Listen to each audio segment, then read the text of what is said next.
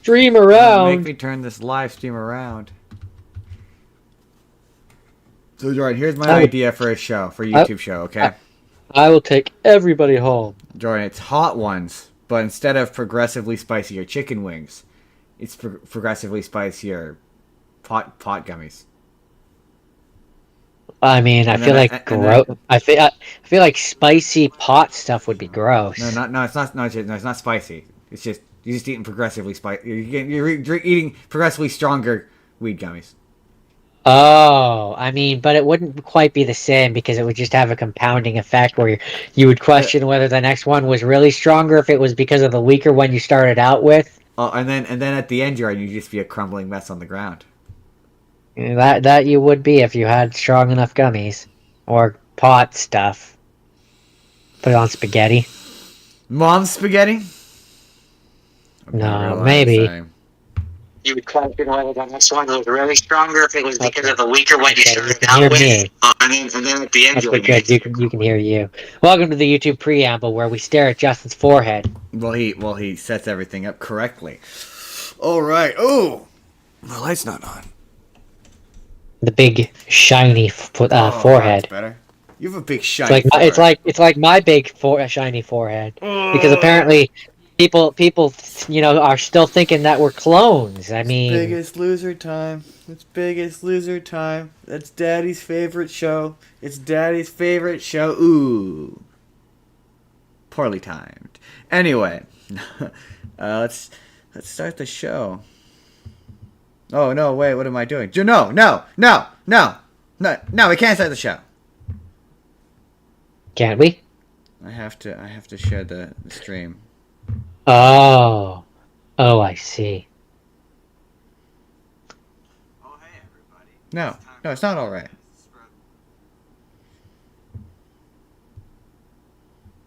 Oh, hey, everybody. It's time for a podcast. Whoops. Whoops. Whoops. We have some Superman footage. Whoops. We have a new Fantastic Four trailer. There it is. Jack Black told some kids not to do a chicken jockey. And then later, we have a MineCraft. Don't do a chicken jockey. Chicken jockey! No, you have lost. No. Okay, in 3, 2, 1. This podcast is brought to you by the Arte Media Pantheon. Please head to artemedia.org to see plenty of podcasts from our great friends. Or, if you would like to start your own podcast, they can provide you with the tools and resources to do so there. So please head to artemedia.org. That's ARETE media.org. Totally flawless intro, everybody. Flawless victory. Welcome to the Spurr of the Moment podcast, everybody. I am, as always, I am him. I be that guy. I'm that guy. I'm that guy. I'm Justin Spurr. I'm joined by my co-host, the incomparable Jordan. I'm the dude, man. He's the dude, man. And also, part of your Broadway World podcast says, I've never been here this early. It's always been a few minutes after. She's uncharacteristically early. On today's show, you saw the title. You know what this is about. Our friend Mary Jane. Mary Juana as the... It's that day. Hashtag 420. 420. So we're going to be talking about some stoner movies and movies about stoners and movies about being high. We're going to watch those. Also the trippy experience that was the MineCraft movie. And also, yes, first up. Which oddly feels relevant. Before we jump into the news, we're gonna talk MineCraft first. Because usually we wait till the very end. I was gonna say it's like we're throwing everything on its head here. We're doing it. Flipping the script for 420.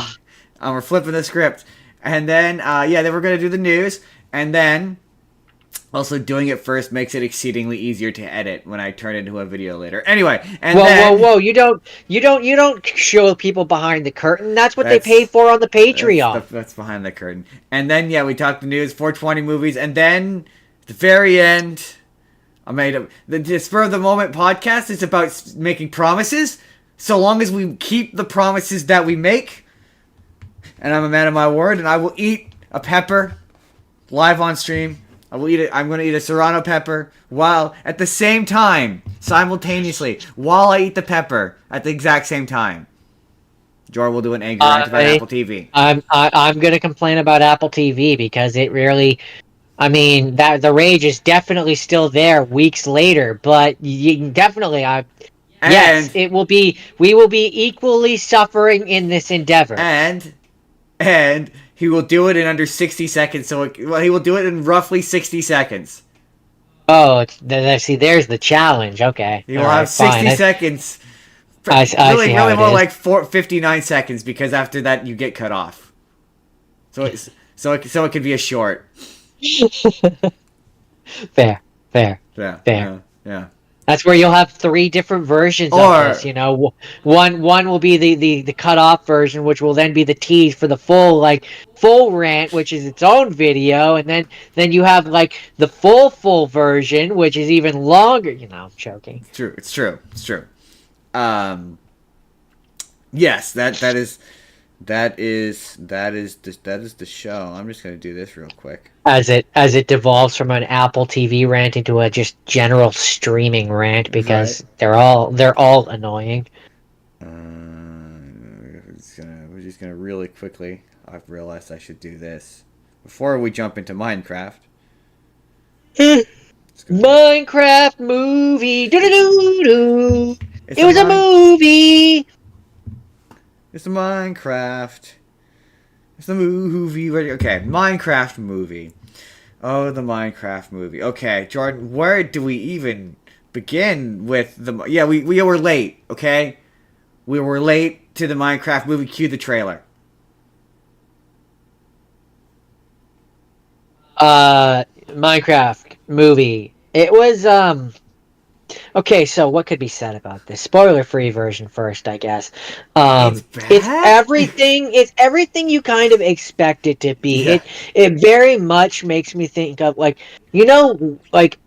what you would think of back in the day when you think of video game movies before like Mario and other quote unquote like and Sonic and other good ones came out, like when they were just known for when video game movies connotated a certain image. It is reading Super Mario Brothers movie. It definitely is. Original Super Mario Brothers movie. Just like okay. That's the best spoiler-free way I can put it into words. It's a bad movie, right? Yes. Because just on its face, yes. But it knows that it is. It does. And it knows. Does it? It feels like the marketing does. Is it self-aware? I was flip-flopping between whether it was self-aware or not the entire time. Garbage man. Just like okay. Like it feels. I don't know how to very put it funny, but it was. I don't know if it was funny for the right reasons. I don't know if when they were making it, if they felt like if it felt like they were aware. I think they have retroactively since its release become aware. Probably, yeah. Okay, so Jack Black, anyways. Definitely. But okay, so okay. I know this is one of those experiences where like we watched it with the group. There was 4 of us. Friend of the show, Adam, who's in the chat, was with us. Aneurysm. He was with us. And we had a delightful time. And it was one of those, like, even if it was me and Jordan alone, and the other 2 weren't there, it feels like it would have. It's like Five Nights at Freddy's, where it's like, is it a good movie or is it just a truly terrible movie that I had a blast watching because it was way more fun to roast it like Mystery Science Theater style. It's not good. It's what, you know how I've always said there are certain movies which are good bad? Yeah, absolutely. That's what this is. Like it's garbage. Like it's hot garbage. Yeah. But it's delightfully enjoyable hot garbage. Aneurysm says the story reminded me of the Mario movie story, i.e., it's there to service the jokes, and I've already forgotten it. It was bad. It was. Yeah, there was a point where I leaned over to Adam, and I went, "This is terrible, right?" And he went, "Oh yeah, no, it's Yeah, bad." But like, it absolutely it's is beautiful. Like, there's a scene where it's Jack Black is riding, no context. You get no context, but it's Jack Black riding Jason Momoa like he's a mythical beast. And he's got his hair, like it's ridiculous. It's ridiculous. But it's ridiculous. But that's what makes it enjoyable. But like, that's what makes it good bad. There's nuts and bolts parts of it that are like movie parts of it that are hilarious. Like, so the first thing that I noticed when I was watching this was Jason Momoa is a producer on it. And you can absolutely tell. You can absolutely, not even just like he's an executive producer. He's a producer. So there's just certain like the first 10 minutes is just Steve's backstory. He gets an entire movie's worth of backstory that just is jammed into an opening montage that Jack Black narrates, and then it does it again, and Jason Momoa also gets his own tragic backstory, and then it does it a third time with the kid character and his sister. So the thing from a technical aspect that I noticed about this movie that I've had time to sit on and think about also, Aneurysm said, but I still had fun. Jordan is right. It's good bad. Yeah. But the thing, one of the big things that I've noticed from this, and maybe this just shows that how many movies I've watched, but this movie has three main characters. It absolutely has three main characters. Yeah, It has three heroes, like three hero characters, and then the two girls are also there. Yeah, and they're secondary characters just there at best.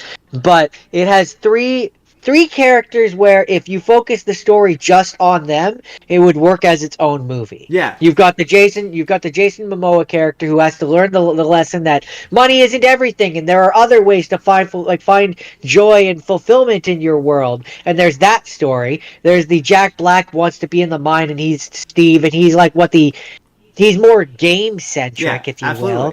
And then you have your classic child adventure where the child has to figure out his place in the world, and it's kind of a coming of age thing. It's not focused and they've squished on any of them. They've squished it together. Absolutely. The realtor felt wholly unnecessary. Well, that was a moment where I turned to him and I felt bad. I was like, sorry, movie critic brain time. But there's the scene where it's the realtor and the sister, and they're walking up and they're like casually just walking and like hitting the zombies as they're having this conversation. And the realtor's like, why do you think I have this side hustle? And I'm like, and then there's the bit where the dog goes with her at the end that feels like it's a payoff to an arc that she never had. Like there's no reason. Like there's a moment where they run off to find a map only because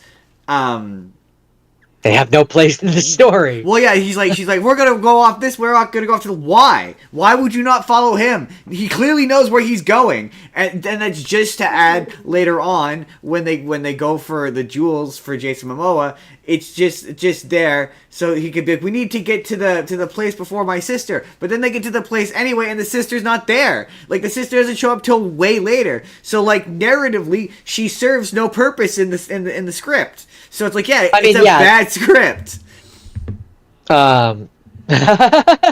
Aneurysm says, I don't understand where their parents are and why they decided to make the random realtor the parent figure, which, as far as I understand it, the parents are dead. The parents are dead. That's why but like, and I still wouldn't have brought these characters to the Minecraft world, but like, you could have had the realtor be like her mom's friend. Yeah. And like, they're staying at her house instead of the 14-year-old girl can afford a house somehow. How the hell? I can't. I'm 33. I can't afford a fucking house. How is she affording a house? I'm sure. Again, this movie feels like it's like 4 or 5 different scripts that have been like mashed together into one movie. Like they all have different. It's so weird. This thing was in developmental hell for like years, and you can tell that it was, and that these are like 4 or 5 different scripts. Well, there's like, moments where it's like you could feel it. Jason Momoa is like, I'm the like. There's this really funny scene where he's like walking off out of the scene. Pardon me, and he does a kickflip, and it looks genuine. It looks like he genuinely tried to do it. And he was like, look, watch me do this cool thing. And he did it, and it looked terrible and lame. And he went, I'm the producer, it stays in. Like, there's like several moments where he's like, well, what if I came in on an air balloon and I was doing this thing with my buckets and it looked real cool. And I'm like, yeah, it just feels like Jason Momoa was the producer and just said they had to. Also, yeah, Jack Black but his full Tenacious D in this. He's all the way. Yeah, he's just all Jack Black in this. Also, you can tell he's having a blast. Yeah, well, he's like also, I haven't been able to do Tenacious D music. Aneurysm says Stifler's mom spinoff when? Yeah, okay, yeah, the totally and completely unnecessary subplot involving the villager and the principal of the school for some reason that pays off in an admittedly very funny credit scene. That's very funny, but it's completely pointless to the movie, which I guess is what makes it so funny. I think part of why this movie very much makes me think of the original, the live action Mario movie, is because much like Mario back in the day, MineCraft, I mean it does, but it's not known for it. But it doesn't really have a story. Not really. I was gonna say, it feels like as the person not in its real, like in the actual MineCraft form. But there, there's the one which is a prequel, which takes place before the main game. It's like the piglins invade. They're the one of the characters from that game, from what I understand, is basically just the chick from this one. So it in a lot of ways it feels like they've taken the story of that and turned it into a movie. That's one of my things was like, if you've never played I was gonna say, like, part of why I think this movie makes me think of Mario is because Mario back in the day didn't really have a character, right? And so it's just, they made a movie about the property, and this is very much the same, where it's like, it's not known for having a story, so they don't really have to adhere to something. Yeah, well, and they kind of just did whatever they wanted and threw in it threw in a bunch of mind stuff. It has this plot about like the real world and this connection to the real world and whatnot. And it's like, it feels like at one point the real world was involved, and that villager gag was a remnant of that they thought was funny, so they kept it. But it's bizarre. And yeah, Jack Black definitely seems to be 100% aware of the movie he's in, because like I say, the aforementioned bit of him riding where he's like, we gotta go cheek to cheek, like, it's so weird. Him and Jason Momoa and Jack Black's chemistry they are hilarious. Their chemistry is phenomenal. But like, oh yeah, they're in a completely separate universe. Like they might be on acid. I don't know. Like this movie could just be Jason Momoa and Jack Black's acid trip, and it could be believable. Yeah, and then we saw talking pig people. It feels like there was a version of this, like the first version of this that Jason Momoa like pitched was Jack Black and him, and it was a buddy comedy. I could absolutely believe it. With a lot of like absolutely over the top Tenacious D style jokes. I could fully believe it. Like it feels like that was the original intention, and then they took it to a movie studio, and no studio would pick it up, and they were like, "MineCraft is a kids game. You have to have kids in there. You have to shove them in and work them in somehow because." Like all the kids stuff, like the boy, the girl, it does feel like shoved in. It does, yeah. Well, especially like. Yeah, it did hit a point where I went, is this a MineCraft movie? Like, because, I mean, to be fair, it is exactly what we said it would be. It's like, there's a half an hour to 20 minutes of, we gotta learn each, but it's so tedious because it right as you're, now this is, and like in my brain, I'm like, my god, there's like 3 more characters we have to do, and it just resets. So it's like, now it's a young girl and a young boy, and he's going to a school, and Jack Black is just gone, and so that kind of brings me, I guess, unless you have it, do you have anything? Well, I have one more thing that I want to say. And then we'll get to the big chicken jockey elephant in the room. more just a general. It is kind of, as a person who plays Minecraft, there is something oddly fascinating about seeing the things that you know, like up there. So like when the kid is like going up against the Enderman. And it's like, no, you don't fuck with the Enderman. Don't look them in the eyes. Those fuckers will kill you in like 2 hits. Like, those things suck, man. I hate those things. See, I thought they were gonna do when Jason Momoa, spoiler alert, you think Jason Momoa is dead, and they just are unceremoniously like, well, we didn't really know him. We've known him for like 2 days. They don't really seem all that broken up about it, really. But because again, it's one of those kids in the back of your head. I mean, maybe if you're a kid, you don't. Maybe you bought it. But as an adult who knows how movies work, I'm like, yeah. I went. Is he dead? And then Adam went. Is this that kind of movie? And Adam went. No. When we need him most, he will return. And then he came in on the balloon. In the all is lost moment. Yeah, he did indeed. That my other favorite moment was in regards to the Stifler's mom and the villager. Me being like, is she gonna fuck the villager? Yeah, no, I absolutely believe in the first iteration of this, or one of the iterations of this, in the scene where they put the orb of dominance, which is a cube, which was a funny joke. I thought was funny. It made me laugh every time. But when they put it on top of the dark portal, I definitely. I mean, it's an easy ASR thing that it wouldn't have been hard for them to change the color of it. Where in the original version, it probably changes their portal from the Nether and turned it into the blue one because that's the thing that let them come from the real world. And then in the original version of the movie, the piglins probably go storming through that portal into the real world. Momoa ain't paying that producer's money to get killed off. Yeah, no kidding. Yeah. And then probably then in the real world there was a scene with Stifler's mom and the villager where he's like you have to come with me. The pillagers will destroy everything, and like that would be the big scene where he talked. Oh, is that was my question. So the bad ones that look like villagers but are evil, those are called pillagers? Those are called I believe they're illagers. Oh, illagers. Oh, okay. Pillagers is what they're called. When I said I meant piglins is what I meant. The big guys. No, I think they're illagers. So because it's supposed to be like they were like villagers that went bad. Basically, they studied magic. Oh, interesting. So do the piglins show up when you do Minecraft Monday? Do the piglins show up? They exist in the Nether. I can go to the Nether and see them.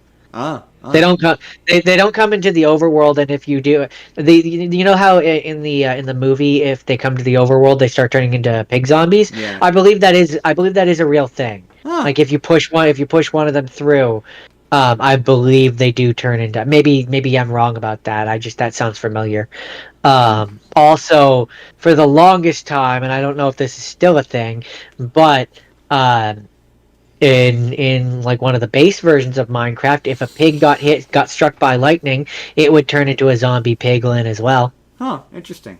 See, yeah, I don't know if that's still a thing. It's just odd. It was odd that's like, okay, so here's all the mythology of the world, like really like condensed. We're just kind of matter of factly like, this is a piglin.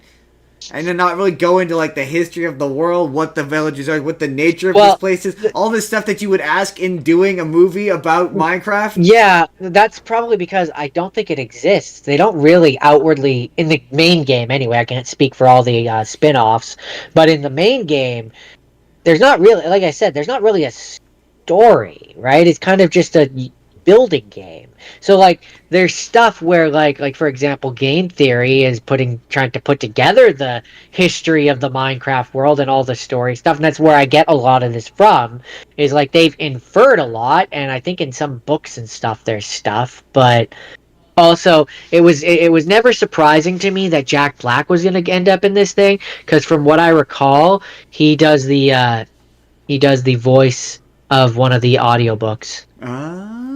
Interesting. interesting. So, okay. Maybe more. To wrap this up, and then we will do the news and get to those fun stoner movies. We have to talk about the kids, about the kitties having their little memes and little funs. Jockey. Okay, here's what I will say, and it was very funny. Okay, they were oddly respectful. Like that's the most interesting bit to me, is just that they were oddly respectful. Like they had their little cheering moments at the beginning when he said the meme, and then they were quiet. And I think me and Adam were probably louder than we were. We were laughing so hard. And the guys behind us were laughing hard too. Like we were laughing hard, and then like I was too, and Dad definitely was, our other friend was definitely as well. And then it's really funny because when it's doing all the intro bits and it's doing Jason Momoa, we're laughing at how ridiculous Jason Momoa is. Yeah, exactly. Yeah, they were way more respectful than I expected. Yeah. And they were real quiet, and then the Minecraft. I'm like, I was starting to get bored. I'm like, okay, let's get to the Minecraft shit. And then the Minecraft shit shows up, and they start to cheer. And then the chicken jockey bit is so funny because how it works in the movie is it comes down in like a crate, in like a box, and it slowly, agonizingly drops from the ceiling, and like you could just feel the energy in the room shift as it slowly drops down and finally gets released. And then the anticipation is building up. Yeah, they all went absolute ape shit over it. Like, chicken jockey! And then that's it. And they were cool for the rest of the movie. They were, as far as these things go, actually, even compared to some other children, like other kids movies we've watched, they were just way better. Like Godzilla was way more of a nightmare. I don't know if it's because like their parents were more aware and we're like, don't be a fucking animal at the other parts of the movie. You can have your little yell. Yeah, you have your little moment. So like, I don't know if it's because in this instance, it being so viral and being so aware by everyone made the parents more aware of their kids and kept them more in line. I can't imagine it's like they're all there by themselves and they're self-aware. Like I can't imagine that. That's not a scenario. But it was like, I get, because it's so funny. Like, initially I was like you, where I'm like, boo. And then every time I saw someone talk about it, they were like, it didn't bother me, and I could never figure out why. But it was like, I get it. Like I've been through much more excruciating children's movies experiences. This just wasn't that. This was a delightful time, and this was kind of. I think part of why. I think part of why is because this movie is kind of built to be that. Oh yeah, it's so weird. Jack Black is so self-aware. He's doing the like, I talk like this, and everything is epic because I'm Jack Black. Like he's doing that, and the kids just fucking love it, and it's like it's so weird because like. For me, that's, to be fair, when I was a kid, that's what Jack Black was. And then we're going to talk about Tenacious D and the Pick of Destiny. Don't you worry. Don't you worry, Adam. We're going to talk Tenacious D and the Pick of Destiny. But to me, discovering that part of him, and that was such a weird transition for me. But he's what makes he's bizarre. Like every action sequence he does in this is hysterical because like he knows he doesn't look convincing in an action sequence, so it makes it funny when he like is like doing these like quite well choreographed. Watching him run, the way he runs is hysterical every time. Part of what made it funny for me, and it kind of the theory lends into what you just said, and it makes it even funnier in a meta sense to me.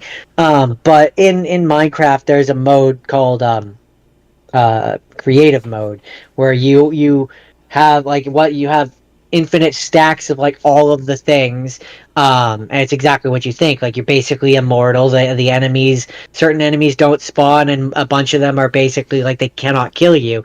And so the theory, the game theory, or the film theory, if you will, purports that this Minecraft world is in creative mode, and that's why all the enemies do like no damage. The zombies are slow enough that they can walk and have a slow conversation while one of them is like following them and doing like no damage. Jason Momoa can be blown up, bitten, and chewed to hell without dying. And Jack Black, the person who does not look like he could win a fight, is able to do very, very well in passive, like in creative mode, because the enemies do like no damage. I mean, I could believe that was maybe a subplot. Like, it does feel like it feels like there was subplots or plots involving Steve that were cut out. Like, just the fact that, yeah, he's this, like, self-insert badass who, like, can do anything and doesn't really struggle at all.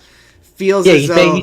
He's the player character. Yeah, well, yeah, it feels as though at one point, yeah, there was gonna be a third act deflate, like, he discovers maybe he's not as much of a badass as he thought, storylines that maybe they cut out. I don't know. It's just very odd. It's a very odd movie. It was a very weird movie, and yeah, it's one of those where it's like, for me anyway, as I'm watching it, I know it's bad. It's absolutely bad, but it's cotton candy. Yeah. Oh yeah. Like it has no substance. You know it's bad for you, and yet it's still enjoyable, and you like it.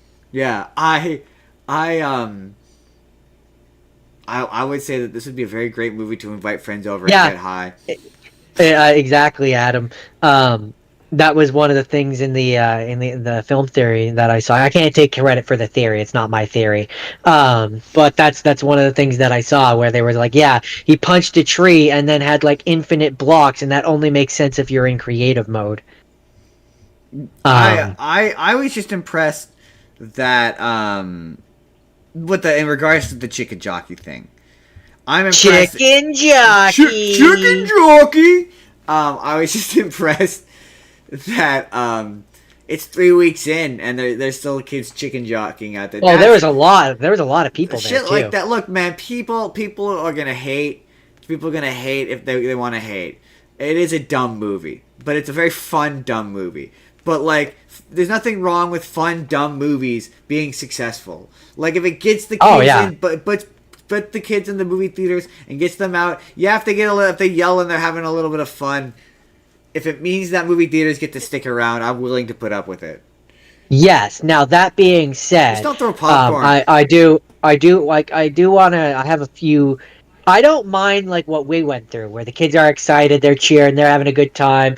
That's fine. I have no issues with that. That's fun. That's people having fun. I won't poo-poo on fun in and of itself. The thing that the like where I take umbrage and issue is when you have the teenagers, like the 16, 17s, or like older adults who are there just to be a nuisance, throwing popcorn. I heard cases of people who brought a chicken, throwing pop, and like when the pop gets poured all over like a 5-year-old girl who's the actual intended audience and is there to watch the movie. That's where I take umbrage. That's not cool. Exactly. That's not cool. Be cool, but be cool with your excitement, kids. That is it. Teenagers, fucking adults. But you're not children. It very much was like, I might have to rewatch this movie when I can actually pay attention to it and come back to it. Because, like, it's really hard to know whether or not it's a good movie or like, I feel like maybe, no, it's just not. I think we've thoroughly poked holes in it enough to be like, it's not a good movie. That's where I say no. It's not a good movie, but it not being a technically good movie doesn't mean it can't be a fun movie. It reminded me a lot of. It's funny you said Mario. It reminded me a lot of the Five Nights at Freddy's movie. Yes, I can see why you would say that. What did he say? That's my thing is blocking. I can't read his full comment there. My heart. There's a stupid little heart emoji thing. Oh yeah, it says he's happy we saw it after the crackdown, so we didn't have to deal with watching it with a bunch of 25-year-old Zoomers pretending that they're not in their mid-20s. Yeah, half the videos. Well, that's exactly. That's exactly what I'm talking about. That's what I take umbrage with. And that was Like, always my point. Like, I never had a problem with the kids getting, I mean, I do sometimes, depending on the movie, but this movie is kind of made for that. yeah, Um, exactly. but no, when it's kids and stuff, even adults, if they want to cheer When and it not be doesn't obnoxious about it. impact, well, no, I guess, man, like there's certain things, like there's like the ones where it was like there was the kids showing up in suits to the minions. I was like, that's not hurting anybody. Yeah, That's no, funny. that's not so bad. As long as like they're quiet. Yeah. Right, like that's my thing. Is if they're doing that and they're being loud, throwing popcorn, destroying property, doing stuff like that, that's when I have an issue. Yeah, like, cause like we Don't went be like to, don't be. My basic rule of thumb is basically don't be a nuisance. If yeah. you're not being a nuisance, if you're not detracting from the movie, then or causing damage or making someone's job more difficult, I can put up with a lot. As someone who like went to No Way Home, and like cheered because I cheered and clapped when Andrew Garfield walked When out of a portal. I can't get mad at the kids for like getting excited and cheering and clapping when they yeah, say a thing from the thing they like. So like that's where there's no judgment there. There's no judgment there. that's where I say for me it's more the teenagers and adults who should know better. Yeah, like, no, but don't throw popcorn. Don't be a nuisance. But like, no, Yeah. yeah. My thing is like, yeah, hey man, getting the kids excited to go see movie theaters. It saves movie theaters when movies like this make $1 bajillion. And yeah, we have a news item coming up about Minecraft 2. But get ready to see Minecraft. At least Minecraft 2. Minecraft 2 Into the Big Blue, And it's where they do the underwater portion. It's that's where you find out whether or not this was intentional or not. Where you'll see they'll try to do it twice and it just won't land the second time. Yeah. And then they'll probably the second one will do probably almost as well because of pure curiosity, and then the third one will bomb. In that order. That's usually how these things Is go. usually how these things go. But that's Minecraft. We finally saw Minecraft. You know, after this will be our third video about Minecraft.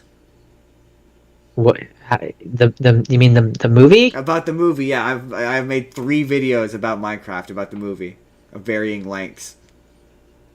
Yeah, exactly. I think that's a big part of it. Aneurysm, Adam. He says, even I cheered a bit when something familiar popped up. It was fun and felt appropriate considering the energy in the room. Exactly. Energy in the room, I think that was part of what made it such a positive experience and what made us like go, was that good? Yeah, it was because of the energy in the room, the excitement and just the joy that people were having. Just looked at each other and we went like, it's coming. It's coming. And then as soon as you chicken, the room erupted. It was so funny. It was, I cannot lie and say that's not funny. As the crate was coming down, I was like, and 3, 2, 1. Yeah. And then they were all like, chicken jockey. Yeah. And it's like, yeah, having someone with you who appreciates that makes it. But to be fair, it would have been like just as funny if it was just me and you. Probably more funny because we would have been.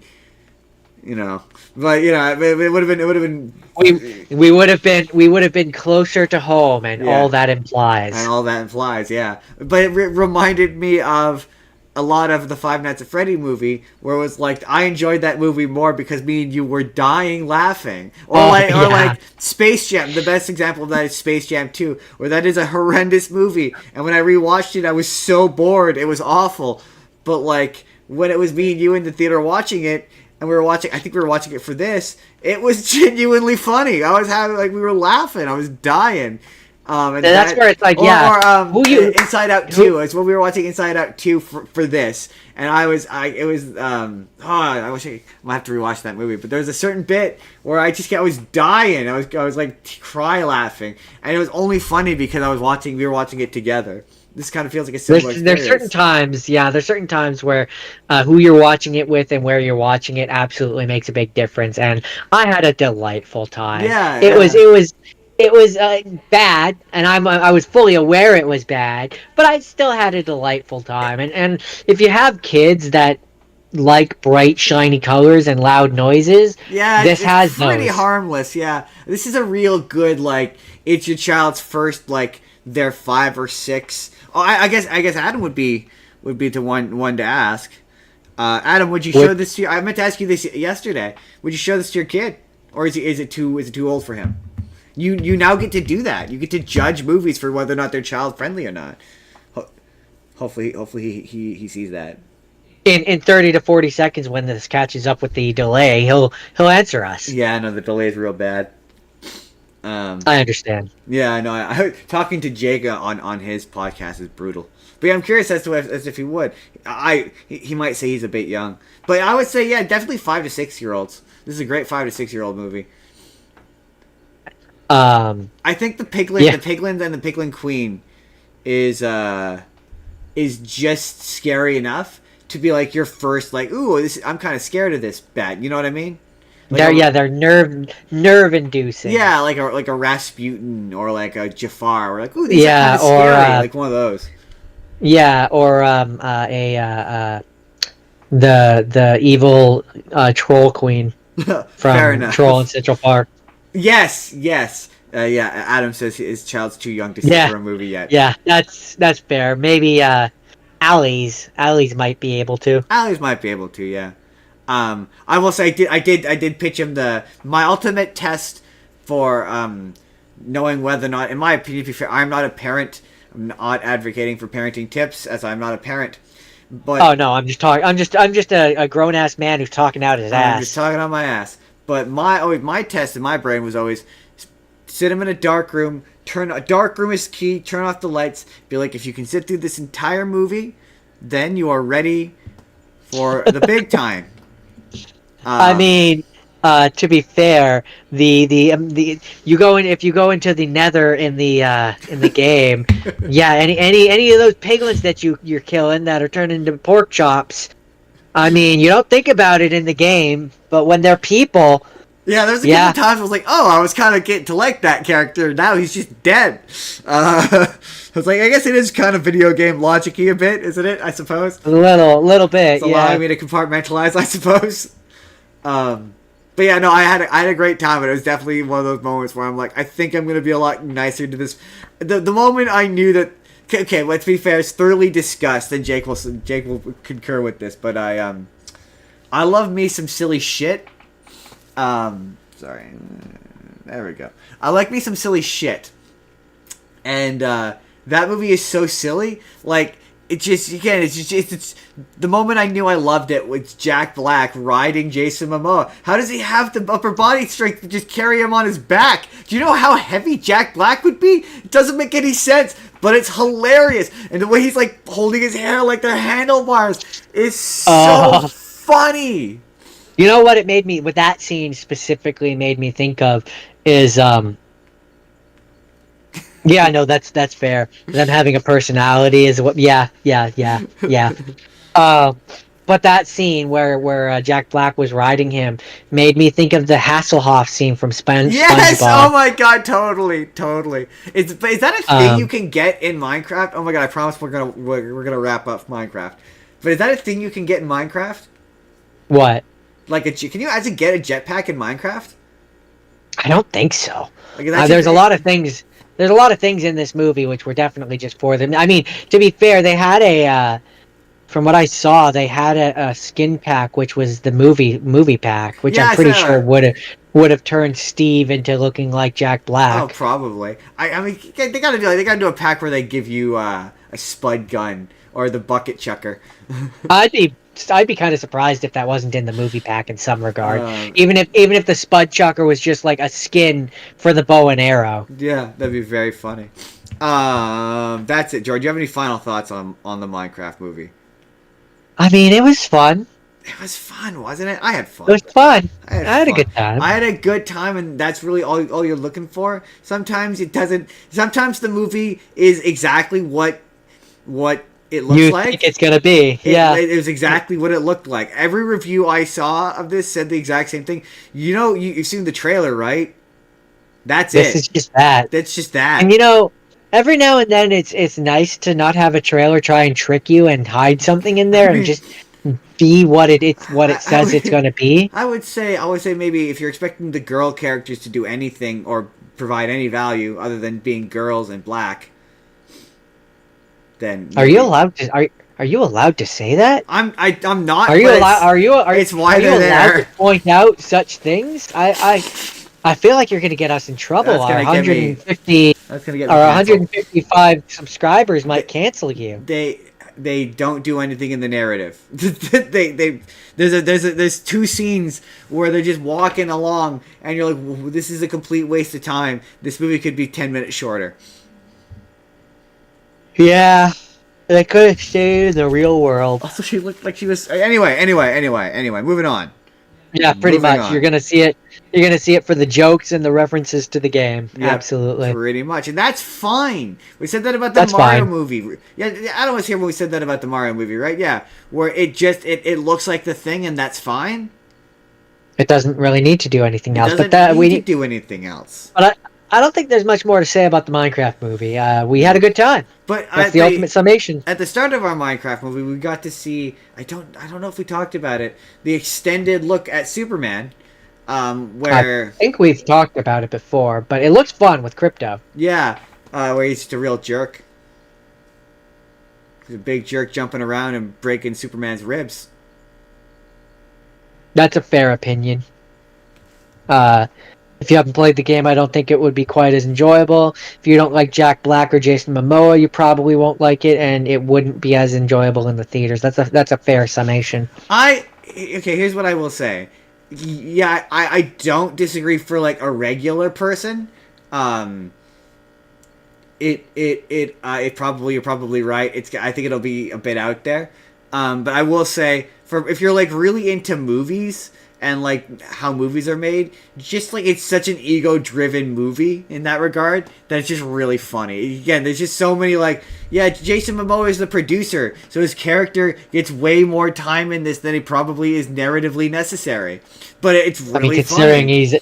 Considering his character is at best in any other movie a side character, yeah, you're absolutely right. Right. It's really funny. So like, if you're really into just movies, it's a very funny. It's one of those like, it will be a classic in terms of so bad it's good you watch it because it's bad with your friends kind of movies. Like I think it will. It'll be an original Mario movie. I think it'll elevate to cult status. I definitely do. Anyway, Jordan, Superman. Yeah, that every time I see a commercial for that, I'm even more excited for that. Yeah, it looks fun. Our friend seemed excited by it. Like he was like, yeah, it looks fun. Yeah, we be better. You better be expecting a Superman episode. Oh yeah. Oh yeah! Boom, boom, boom. That's boom, coming. Boom, boom. That's a guarantee. Boom, boom. Because we did a Batman episode, and there was no Batman movie to tie into doing it, thematically. This time there's a Superman movie that's coming in July. Look forward to that.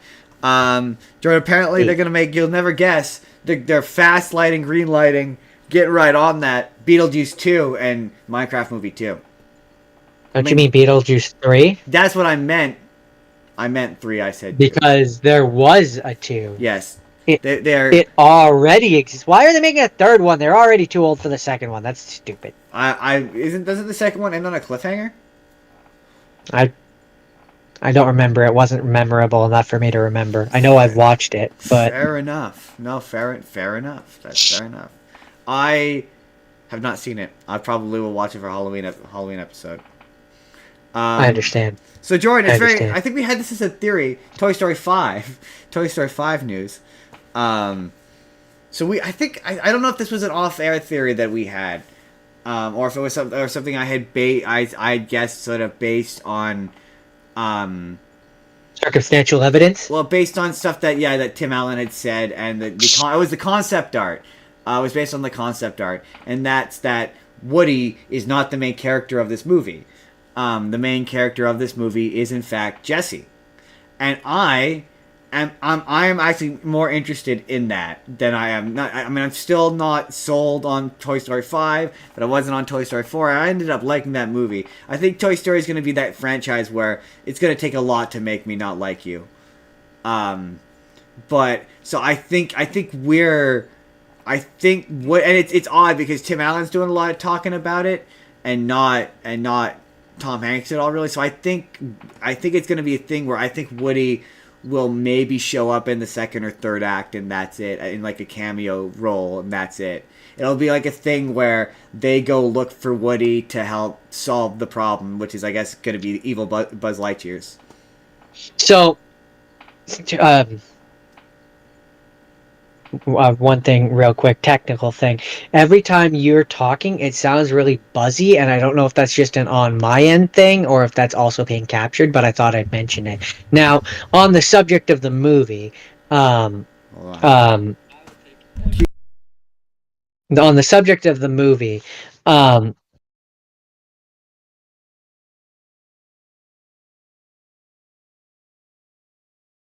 sorry, it's distracting when I can hear another you talking and I'm talking over you.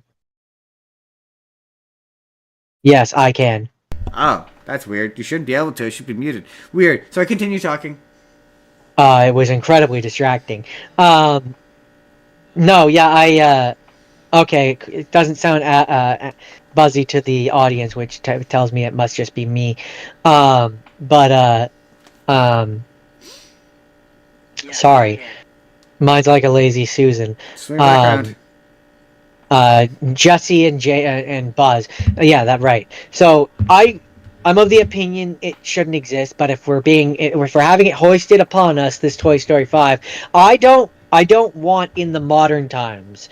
I don't want Woody in there at all. I recognize you have to have the character show up in some fashion because it's Toy Story and he's, it's Buzz and Woody, but the most that I want Woody to be in this is in flashbacks. Like, I want scenes, for example, a scene, if you have to have Woody show up as a character, I want a scene where Jesse is like, what would Woody do? And like flashes back to a comparable scene that happened when Woody was in charge. So you can bring the character and have the actors and yada, yada, yada, but he's not actually in the story.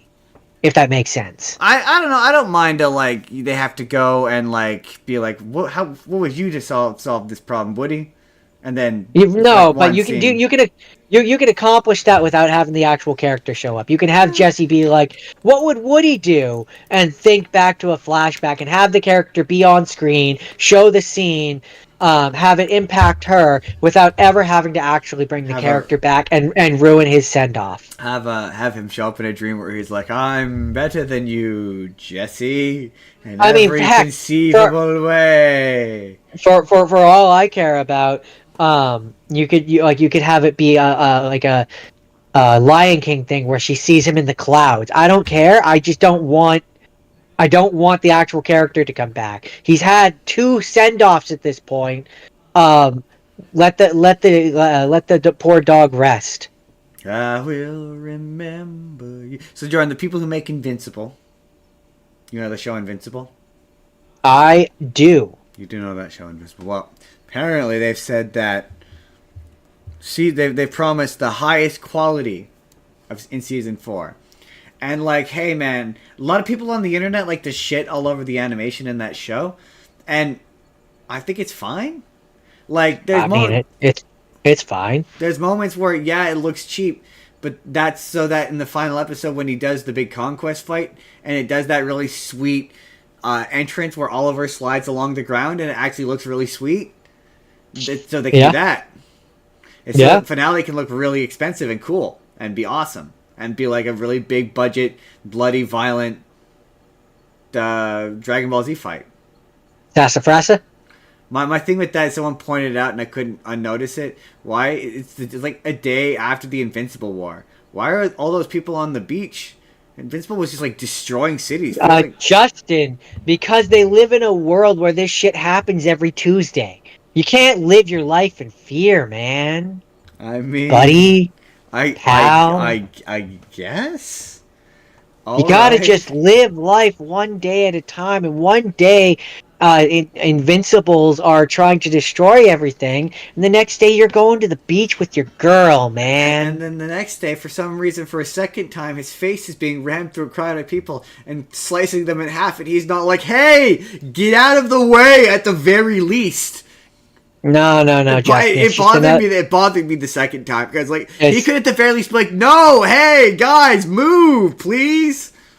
It's just another Tuesday, Justin.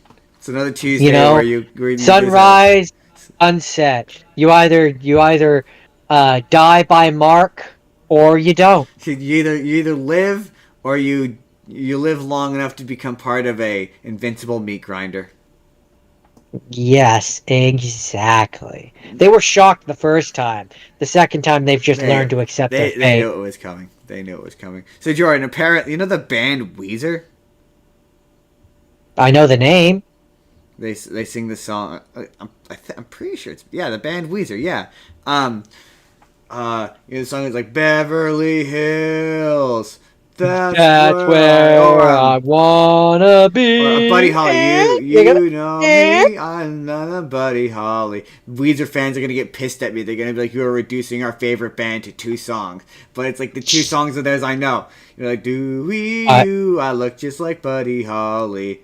I only know the. I only know the first one. Oh well, yeah. Apparently they're making a movie. So they'll get even angrier at me. Right, yeah. They get angry at him. He doesn't know who Weezer is. Apparently they're making a movie, and Keanu Reeves is going to be the bad guy. Oh, okay. Is he going to be from the Matrix? And he's got evil. I don't. I like to think every one of his movies is just him in another incarnation of the Matrix.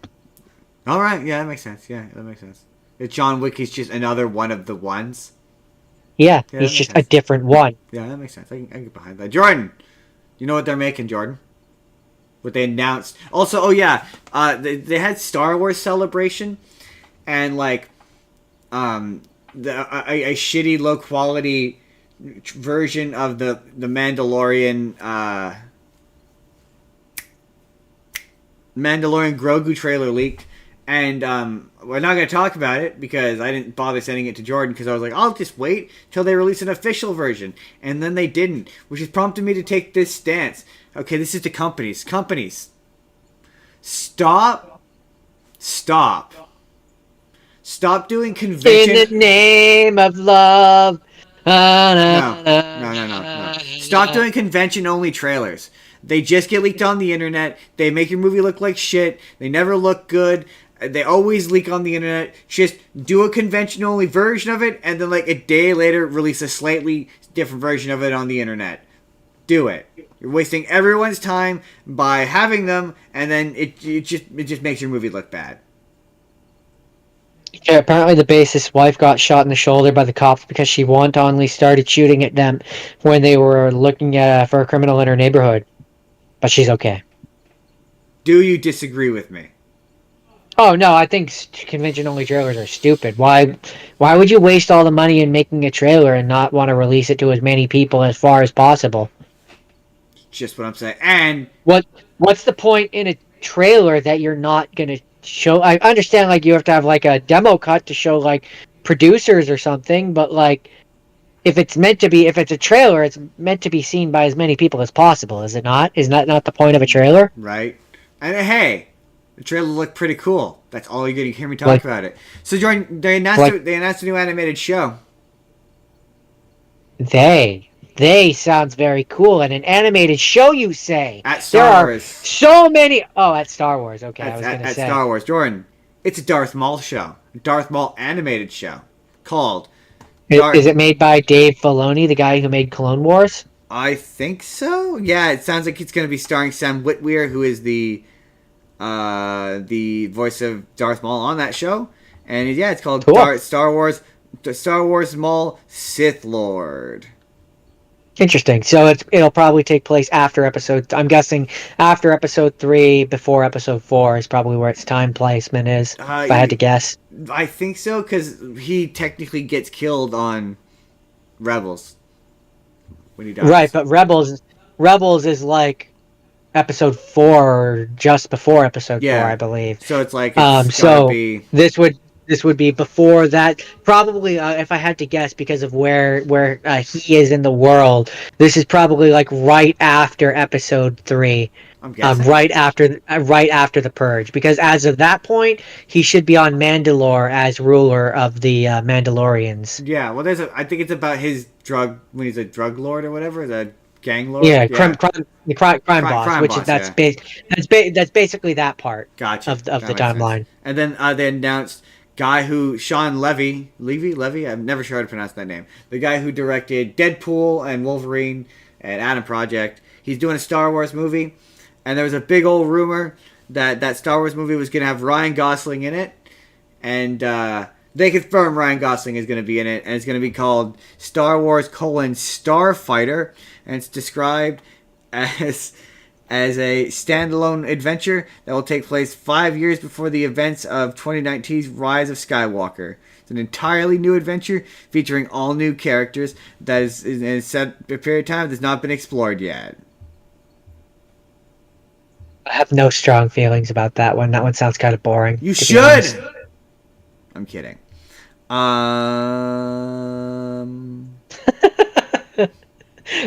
don't know if that's supposed to be funny, but that was funny. He says in text as if that suddenly makes it clear. Justin, you you try and read that. You tell me if that helps you. Hold on.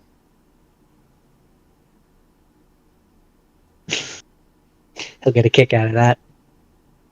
Oh, yes, pronounced Levy. Yeah, thank you for that. Yeah, that's helpful. Or Levy. Levy? It's pronounced Levy. Levy. Levy. So okay. Levy. So this article is about who's playing. They've announced who's playing Ken and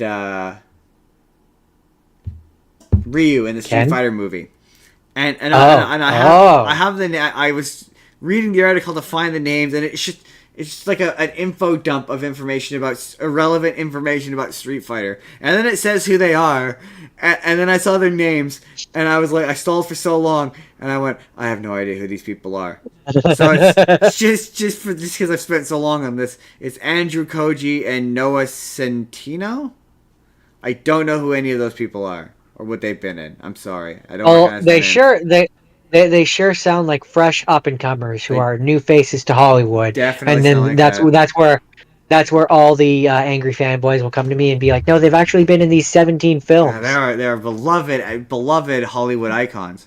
Jordan, we don't know. Did you watch that Fantastic Four trailer I sent you?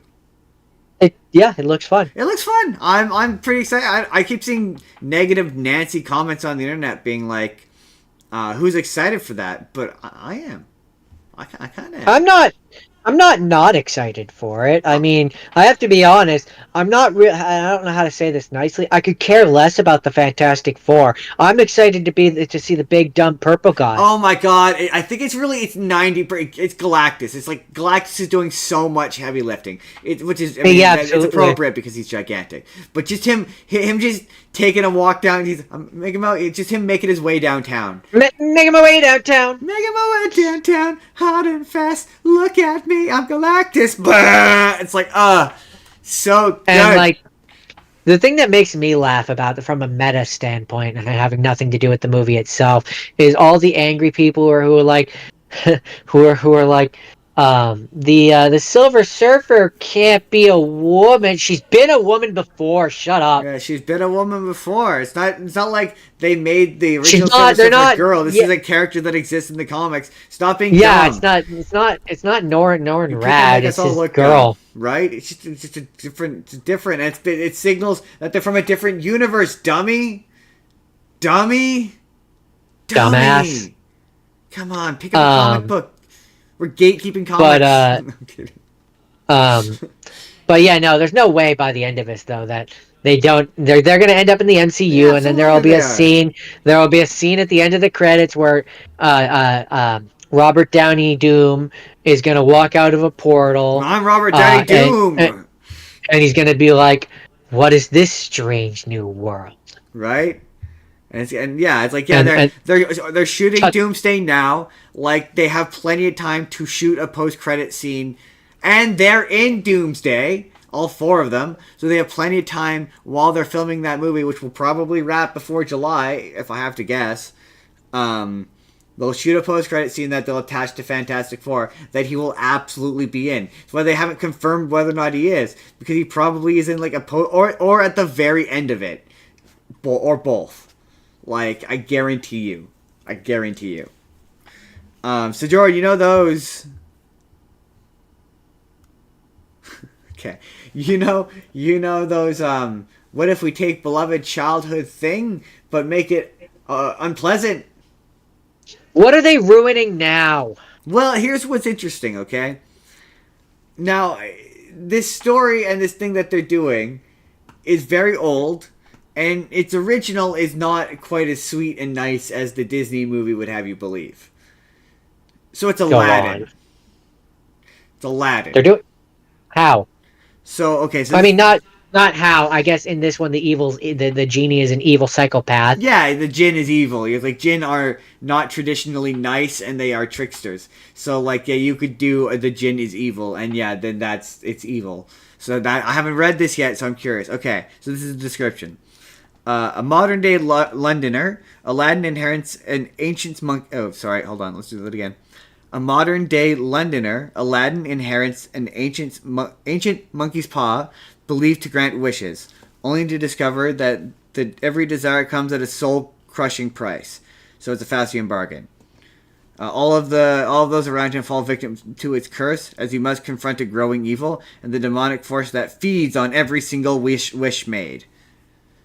So it's not really Aladdin then. So it's a monkey's paw that also has a genie. So I'm guessing that the wishes will create the genie, and then the genie will be the evil thing.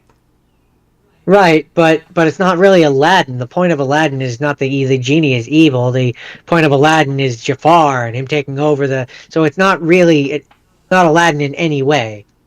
No, I mean, yeah, just his name is Aladdin. That really just seems to be the connection. That's really it. It's just the guy's named Aladdin. Aladdin inherits a monkey's paw, only to discover that every desire comes at a soul-crushing price. You reading it a second time is not going to make it any similar to Aladdin. It's still not Aladdin. It's just a guy named Aladdin. Aladdin : the monkey's paw. I decline. I say no. I decline. No. And then finally, in regards to Minecraft, we didn't mention this bit in Minecraft, but even Jack Black was like, "Don't be a dick. You can do your chicken jockey thing, but don't throw popcorn like a dick." Jack Black out. Good. Did you see that clip of him rolling up in a movie theater, like, "I'm chicken jockey, but no popcorn-ocky"? I didn't see the popcorn hockey part, no, but I did watch. Hockey. I made that bit up. There was a bit where he showed up at a movie theater. Yeah, well, I saw that, but it didn't really, to me, that doesn't play as him trying to get them to not do anything. That, to me, reads as him leaning into it and accepting it. I mean, I think they're leaning into the saying chicken jockey, the yelling at the chicken jockey part of it. I think they're not leading into the... Because he as he's entering, he's like, "And just don't throw any popcorn." Oh, okay. I didn't notice that. So I think they're leading into the have your fun, but responsibility is important too. I don't know why that's my Jack Black impression. It's not good. Don't be a fucking animal. Yeah, you have to throw in a little bit of this because he overpronounces everything. Because I'm Jack Black. I'm Jack Black. Jordan, you know what I realized just now? Oh, what did you realize? Oh no, you know what? I didn't put in a sponsorship. Totally forgot. So you know what? Sponsorship section. That's the end of the news. That's the end of the news.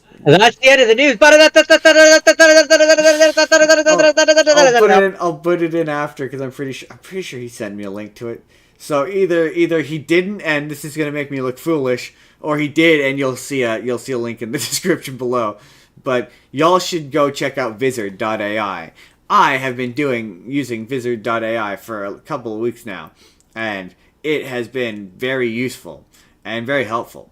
It will go through and it will break up a big chunk. You don't even have to upload it. You can use a link to it, but it'll break up your video into like however many sort of minute clips you want. So I usually do about a minute, and it'll determine based on a score their virality, and it'll basically build it in a 2-screen view, and it'll put like a title, and you can, it'll do a bunch of them, and it allows me to get like 10 shorts done a day, and then I just take them into CapCut and I add a little edit on top, and that's it.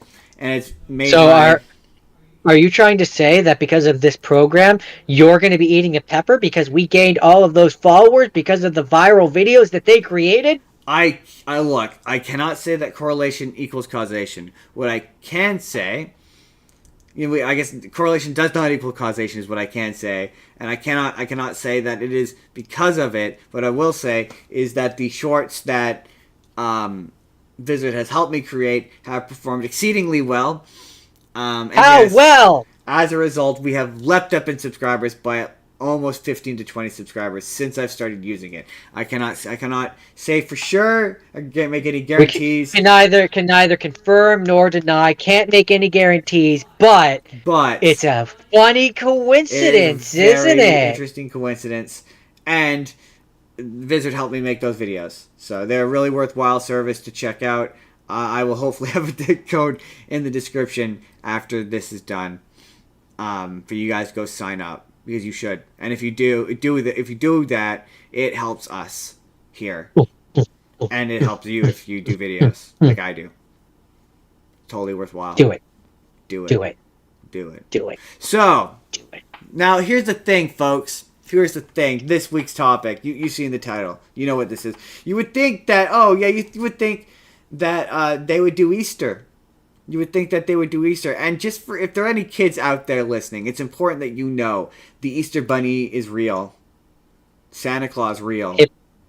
Hippity hip hop, hippity hip hop. And just real rapid fire before we jump into the main topic. Just some real quick Easter recommendations. There's a Rankin and Bass Peter Cottontail special. That's really quite fun.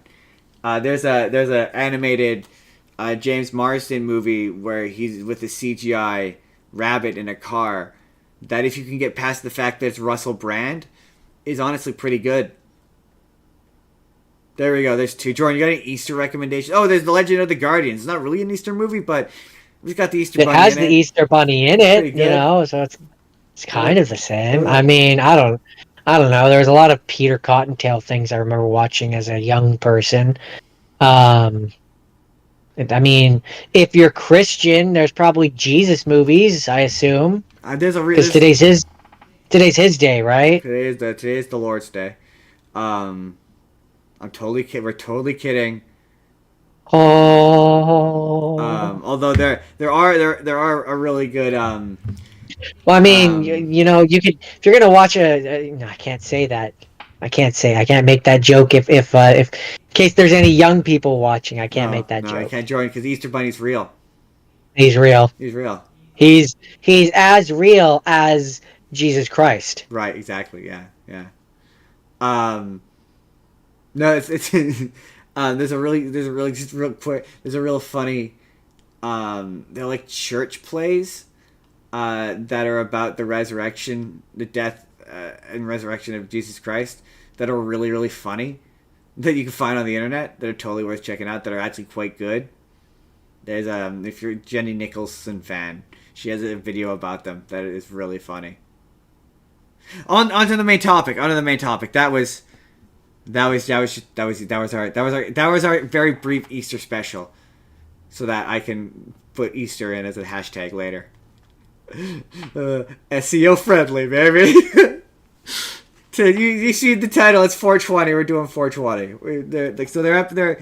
They're the movies that are either fun to watch while high, or that are about high, or that are trippy, about people who do drugs.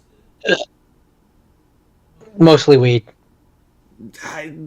There's a real array in my movies. We'll get there. Jordan, what's your first movie?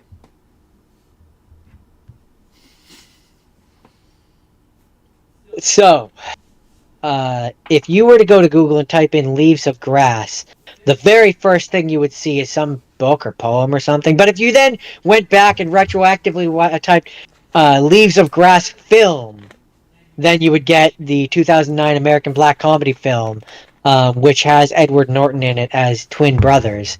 Which, as an aside, as twin brothers. thanks to my good friend Mary Jane, it took me way too long to realize that they were both Edward Norton. Um, because my good friend Mary Jane distracted me. All right, noted. I don't know if we can say that out loud on YouTube, but I understand. Um, but yeah, no. So basically, you have good brother Edward Norton, who is shaved and clean and looks like Edward Norton. Um, I don't think he's watching. He doesn't usually watch these, but we'll pass that on.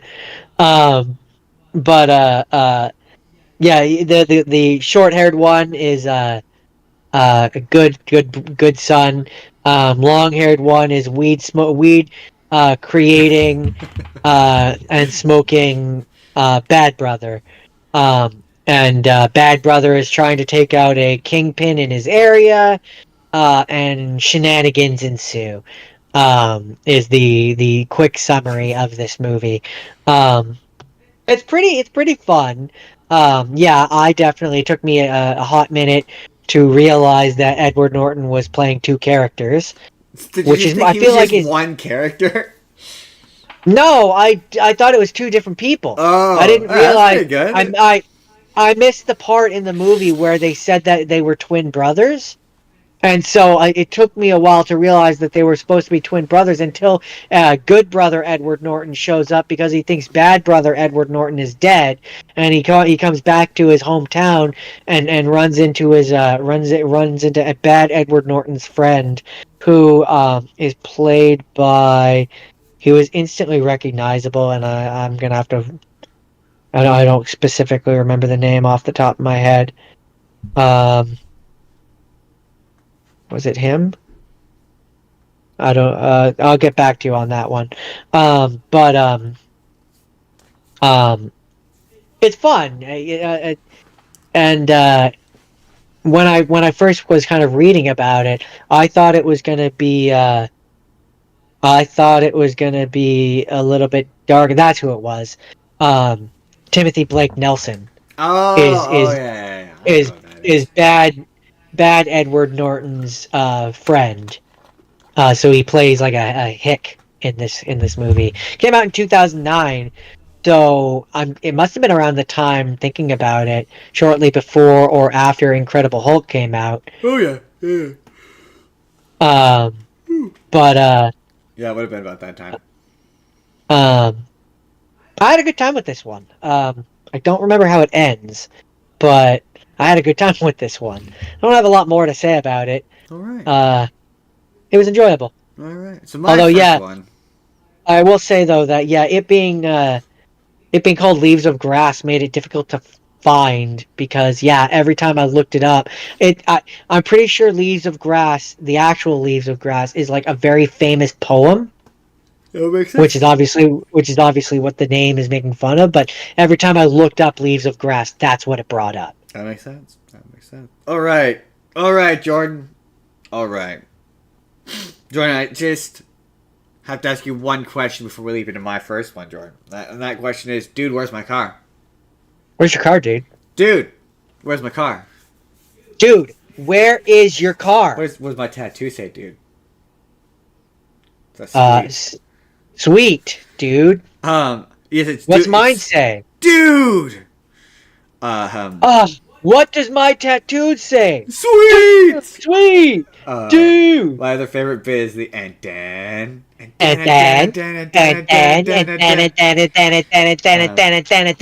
That movie's very is dumb. It's dumb. Very, it's very dumb. I that's when I remember watching it. Adam's Place. Yeah.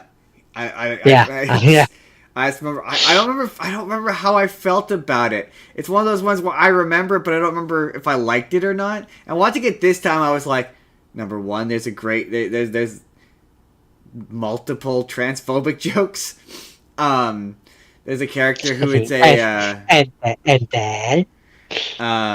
then she's a transsexual stripper, and she looks like a woman, and then her boyfriend is just a woman with like a pencil mustache, like a drawn on mustache, and it's like, so wait, is she supposed? Okay, all right, and it's for a really in service of just not really all that funny joke.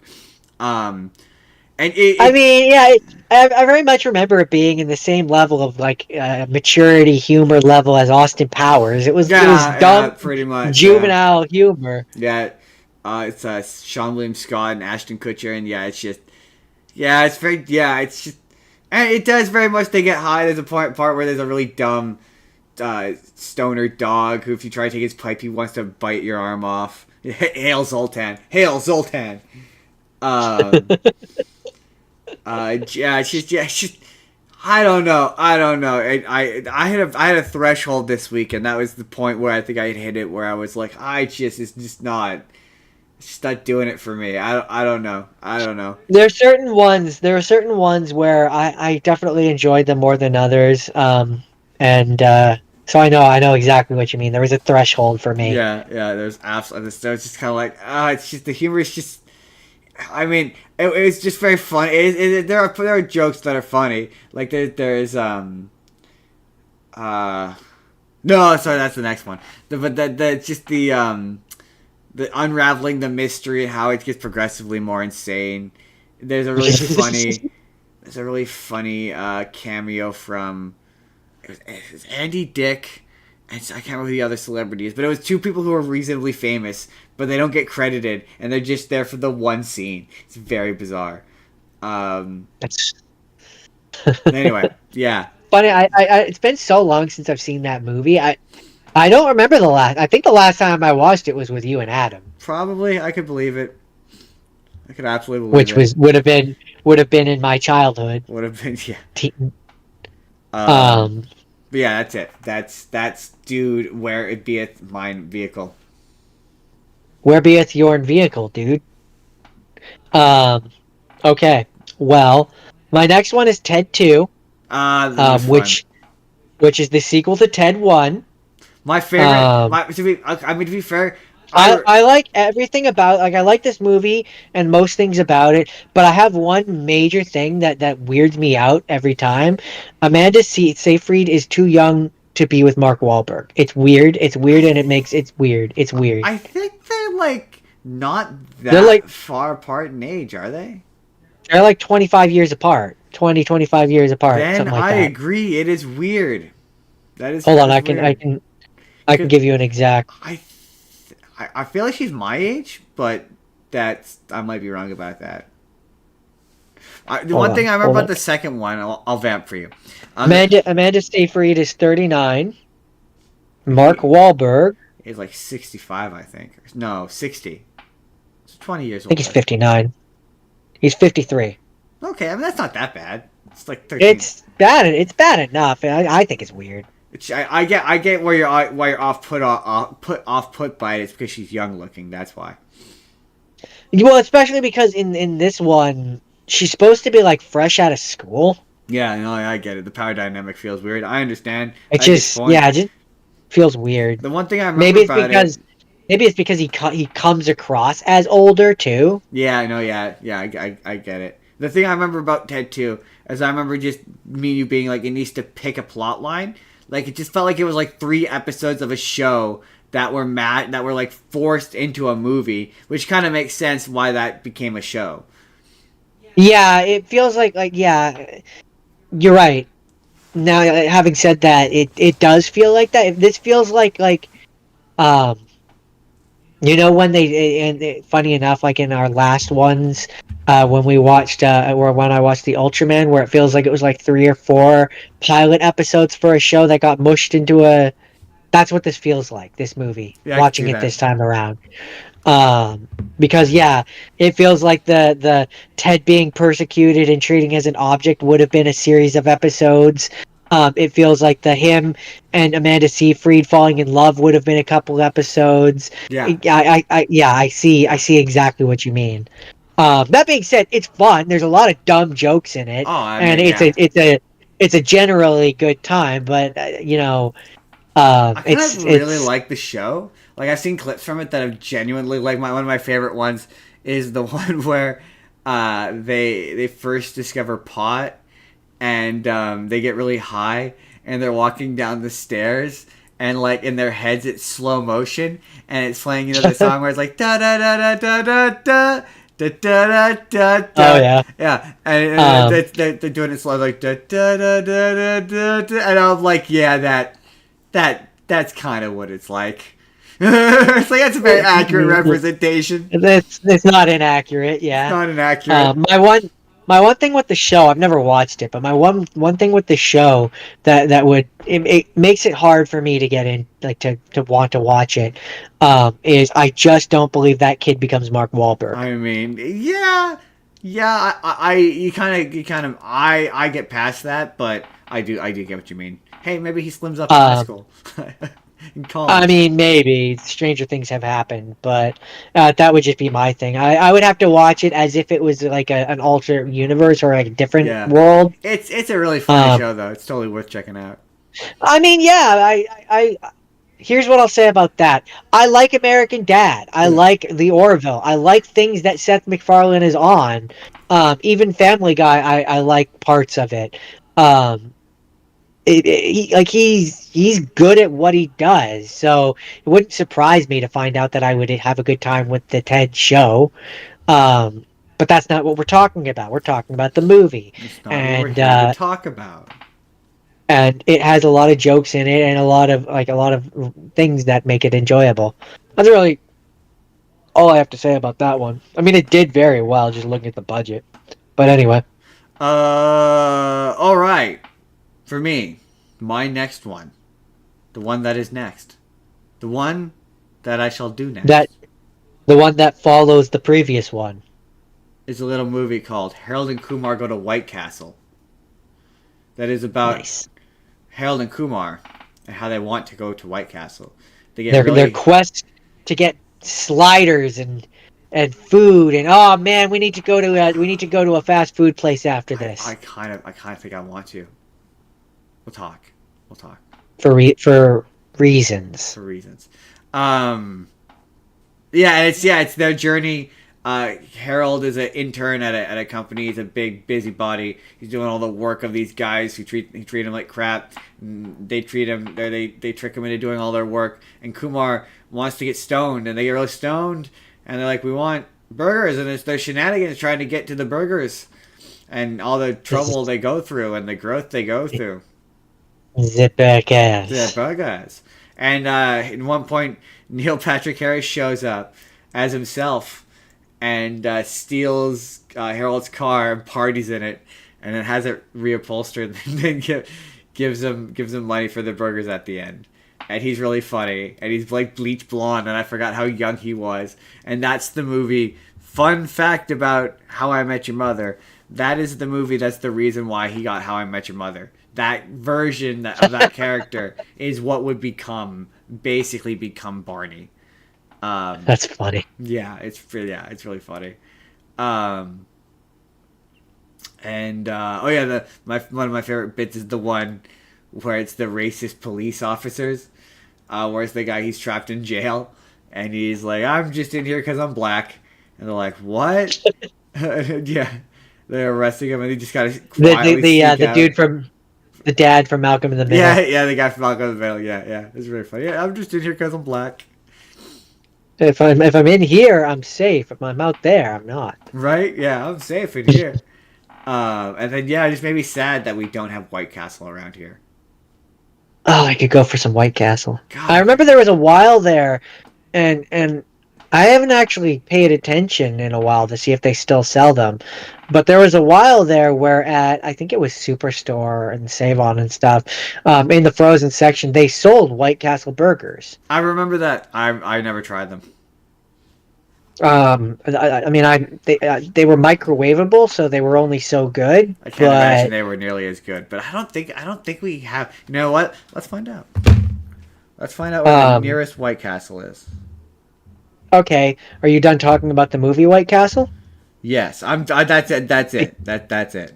Because that leads in perfectly because at the end of your movie, he gets the girl. She's going to Amsterdam, and then that leads into my movie where they're going to go to Amsterdam to find the girl that Harold falls in love with at the end of the last one, who is their neighbor.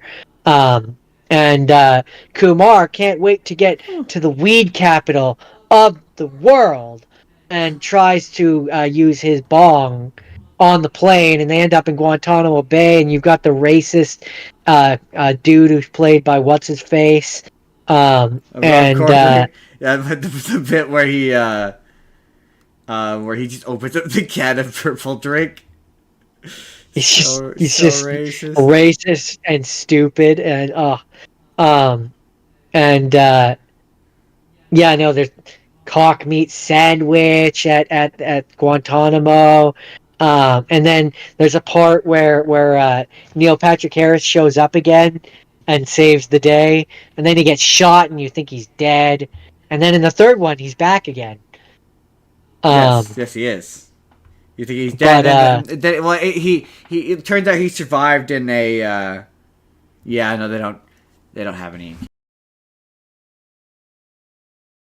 He's you see in the post credit that he survived. Oh, okay. But yeah, no, it's dumb and it's fun. And when you think buddy stoner comedy film, this is one of the ones you think of. It is very post 9/11, where it's like, oh, I mean, it's terrorist jokes. George W. Bush shows up at one point. Yeah, and he's a stoner. Yeah, he's a stoner. That's funny enough. On my 18th, that came out at around the time I turned 18, and I desperately wanted to go watch an 18A rated movie, and that was it. It was that I like this had just like left, and I think it was Sex and the City, and I couldn't get into this, so we ended up watching the ZZ Top concert in DVD, which ends on a big old cliffhanger with Dusty Top being like, and then it cut off. There is. Yes, there is absolutely a third one. Yeah, there's a third one. It's Christmas Carol. A very Harold and Kumar Christmas. That one implies that Neil Patrick Harris, the aggressive straight version, basically, in that one he's the real life version of him. So he's gay and he's married to the guy he's married to in real life, who plays a but it's all part of a stage. Like he's pretending to be. It's a ruse, so he can sleep with women. And the husband is actually addicted to coke, I think, or drugs or something. And he's basically using him as a beard to pretend to be gay, and it implies that he might be a rapist. Yeah. It's very weird. It's very strange. Yeah. I recall it being an okay movie. Yeah. I mean, I don't remember it being as good as the first or second one. No. But the funny bit I remember about the second one is the DVD, which had all the deleted scenes, and the one of them was, instead of it being I think in the third one too, it's been like years since Harold and Kumar have been together, and Kumar comes back into Harold's life and like drags him down or something. Is supposed to be the point. Yeah, pretty much. Yeah, he's like, I stopped talking to you because you were like my shitty college friend who didn't grow up. Yeah, and then by the end of it, I think he grows up. I think so. I recall. I do. Recall. But yeah, that's Escape from Guantanamo Bay. Yeah, I remember the DVD had all the deleted scenes and stuff, and so like the one where they're at the party and it's the bottomless party. In the deleted scene, it's now a topless party. But he still has the same speech of him justifying the topless party, where he's like, oh, bottomless parties are so blasé. It's the exact same speech, but it's reversed. It's instead of a bottomless party, it's a topless party. It's really funny. But yeah, that's Harold and Kumar. There's not much more to say about this one. It's a lot of stupid, stupid jokes that are straight from the 2008, 2009 era. Pretty much, yeah. It is much like any of these R-rated comedies is a product of its time. It's not one that would probably be as successful today as it was I then. That's for don't sure. think so. And it's funny because the guy who plays Kumar, ended up working for the president. Oh, did he? Yeah, he worked That's in the weird. White House for like a long time. Well, Harold, the guy who he plays was on 24. the guy who plays Harold was in at least one other of my movies. I might have been in two other ones, but at least one other. And my headcanon is it's him before he met Harold, which is why he doesn't. I don't think he smokes pot in that one. That's funny. That's funny. So my next one, Jordan. See, when we chose to pick movies about pot, we decided to do a wide spectrum to make sure we hit all the corners. So I really wanted to make sure I got all of them. So I picked a movie called Reefer Madness. Now, George, you know what Reefer Madness is? Well, I've seen another version of it, so it's an instructional thing where the person is trying to teach parents about the dangers of reefer. Well, it is a movie. It does no. There is a plot to it. The framing device is it's a court person basically warning about the dangers of pot.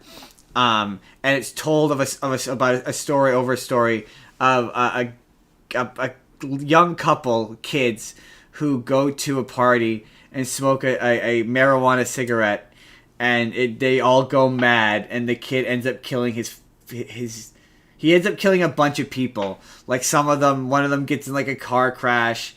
The one, his sister, I think it's his sister, nearly gets raped at one point. And it's basically saying that like if you smoke pot, you'll go absolutely insane. And I had to read. The movie opens with a thing about marijuana that isn't inaccurate. Like, most of this movie is inaccurate. It says that like if you smoke marijuana, you like fly into like an incensed rage, which is just not how pot works. But so this is how the movie opens. Opening scroll, forward. The motion picture you are about to witness may startle you. It would not have been possible otherwise to sufficiently emphasize the frightful toll of the new drug menace, which is destroying the youth of America in alarmingly increasing numbers. Marijuana, with an H, is that drug, a violent narcotic, an unspeakable scourge, the real public enemy number one. Its first effect is sudden, violent, uncontrollable laughter, and then some dangerous hallucinations. Space expands, time slows down, almost stands still. Fixed ideas come next, conjuring up monstrous extravagances, followed by emotional disturbances. The total inability to direct thoughts, the loss of all power to create physical emotions, leading finally to acts of shocking violence, ending in an incurable insanity and picturing its soul-destroying effects. No attempt was made to equivocate. The scenes and incidents, while fictionalized for the purposes of the story, are based upon actual research into the results of marijuana addiction. If their stark reality will make you aware that something must be done to wipe out this ghastly menace, then the picture will have not failed in its purpose, because the dreaded marijuana may be reaching forth next for your son or daughter, or yours,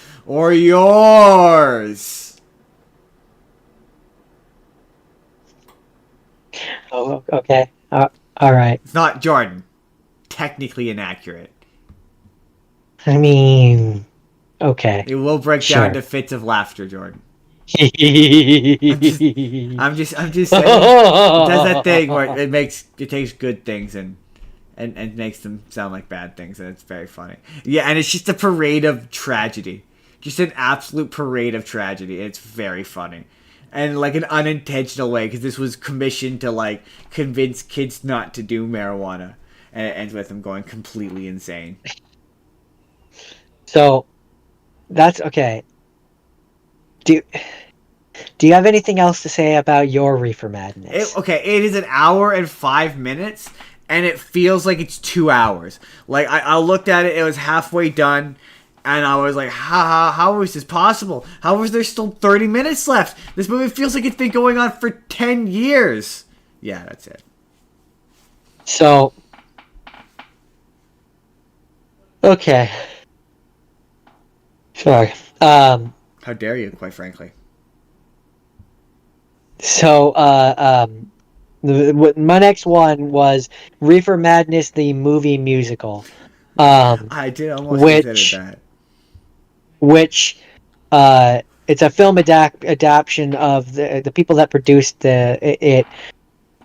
Written by Kevin Murphy, Dan Studney, and produced by the three. It's a film adaptation of their musical of the same name, which is itself based on the 1936 exploitation film of the same title. That's the one I watched. Yeah, so this is based on the musical that was based on the movie that you watched, and it I just it's definitely I can't okay I feel like it's definitely making fun of the thing you watched, like that's kind of what it's supposed to be, because like so uh you have a group of parents. It starts like you have a group of parents who have been gathered by like this lecturer who's you don't really know a lot about him, and he starts playing the film, which is then the story of the boy and the girl, Yeah, who are like the all American that's good people. that's the movie I watched. Same deal. It's the guy and they're watching he it's like a lecture almost. Same thing. Same framing Yeah, device. except with music, Yeah, like their songs. except for sets of music. Yeah. And So then, the boy ends up getting hooked on the marijuana, goes down the path. It just from what you've described, it sounds like it's essentially exactly the same, but um, with music. But then it ends, and this is, I think, maybe the difference. I'm gonna be honest. I fell asleep, so I had to skim to read the end because it was like an hour. Hold on, I can tell you how long it was. It was an hour and 8 minutes. And it felt every minute of Yeah, it. yeah, yeah. This mine was like an hour and five. It was the same thing. It felt excruciating. It felt so long for some reason. I don't know To the why. point, Like to the this is point not where, that long. But I was like 30 minutes in. I'm like, how is there still 30 minutes left? I don't understand. Feels like this and has been so over for a while. yeah, the way that it ends basically, the boy and the girl or whatever escape from hell and Satan, and they repent and are with Jesus and stuff, and then the entire audience joins the suddenly real film cast to hold a huge anti-reefer book burning, pledging to join the fight against marijuana, sex, racial and ethnic minorities, and other things harmful to their dear country. And the lecturer drives off, pleased that he has succeeded in exploiting everyone's biases. Okay. Yeah, no. I think Um, the original one just kind of ends with them being like, "And you all of your kids could wind up on the pot." on the reefer madness. They could develop the reefer madness and kill their friends and or family. And the thing that made it funniest for me, and it was really It's not how this drug works. the only part which made me go like this, it's funny. So Kristen Bell is in this. She's the girl, the good girl. Yeah, Alan Cumming Um, is also in it. who? Alan Cumming? I don't know who that is, but the reason why Kristen Bell being in it is funny to me is this is 8 years before Frozen. So she did this and then went on to be a Disney princess. That she did? That she And did? that's just very funny to me, especially because one of the songs later on in it is like about her being a dominatrix and she's dressed accordingly. So it's just What is funny to this me that movie? family friendly Disney was like, you know what? That's our Disney princess. That's the one. That's So the one. it just shows you, boys and girls, that you can be in a movie about a TV made for TV movie for about reefer madness and still go on to be a Disney princess. It's true. You can, But if you believe. that's all I really have to say about that one. So my next one. So when I looked up a list of stoner movies, one of the things on this list was in the category of movies that are fun when you're high, um, is Pink Floyd's The Wall, which is a movie that is I would hesitate to... Okay. This is one of those times where I'm going to say a thing that's going to make the internet mad at me. So I'll say this the diplomatic way, which is that if you are... How much you enjoyed this is really going to entirely depend on how much you like Pink Floyd and their music. And their music doesn't really do anything for me. It's just really slow, and I'm not gonna be arrogant enough to be like, I think it's bad. It just doesn't do anything for me. And this movie doesn't really have a plot. It's kind of got a loose story, but it's less a movie and more a series of... Oh God, he's dying. Everyone, send your thoughts and prayers. That'll help him. Thoughts and prayers. Thoughts and prayers. I'm sorry. You should be. It's less a movie and more a series of music videos, and that are weird and random, and like they sort of have a narrative, and like sometimes they have a narrative, and it's very loosely like.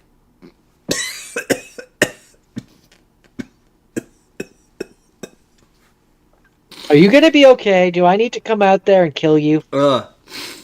Do I need to finish you off? Oh, I'm good. I don't know why my throat is tickly.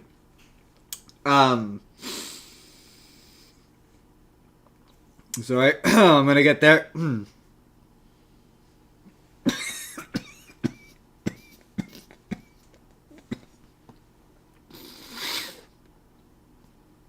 Okay. Sorry. Give me a second. The movie is very basically he's in a hotel room, and like he's a rock star, and it's him going through his life. But the Pink Floyd's music is not, in my opinion, it's not really. It's hard to follow. I to be fair, I have to be clear. I have to be fair. I have trouble following story through music, through lyrics. And so, like, I have trouble following the story if it's told to me musically. It's just a me thing. So there's a lot of times where, like, I'm lost and I don't know what's happening, and it keeps swapping between, like, he's hallucinating because he's on drugs, and, like, this is actually happening. Like, at one point, he's, like, doing a concert, and the concert is like, it transforms into now he's a Nazi, and everyone at the concert is like a Nazi at a Nazi rally, and then it transitions to like they're like marching through the streets, and that's where I sent you the video of like there's the Hammers goose stepping, and I got a comment. Yeah, that was weird. I got a comment that was like, "Oh, you need to take your time and really think about it. It has themes and meaning." And I was like, I could tell that it was clearly trying to say something, but like there's a song or there's a bit where it's like him in school, and like all of the kids, they're like, oh, is it like all the kids are like are rioting or whatever, and it seems to be like, okay, the teachers are evil. So is this like an anti-authority thing? Is it like we don't listen to your teachers because they're trying to brainwash you thing? I couldn't tell what the metaphor was supposed to be, what the message was supposed to be. Like, oh, I'm like, oh yeah, this is clearly supposed to be metaphorical. And like technically speaking, there's some really cool moments where like it looks really cool. Like the animation is really cool and really fun looking and really creative looking, but I was just having such trouble following it, and it was definitely like I had my moments where I'm like, I'm pretty sure it's just me. Like I was not having a good time and I was not enjoying it, and the music, I'm just not a Pink Floyd guy. But that's it. That feels fair. Yeah.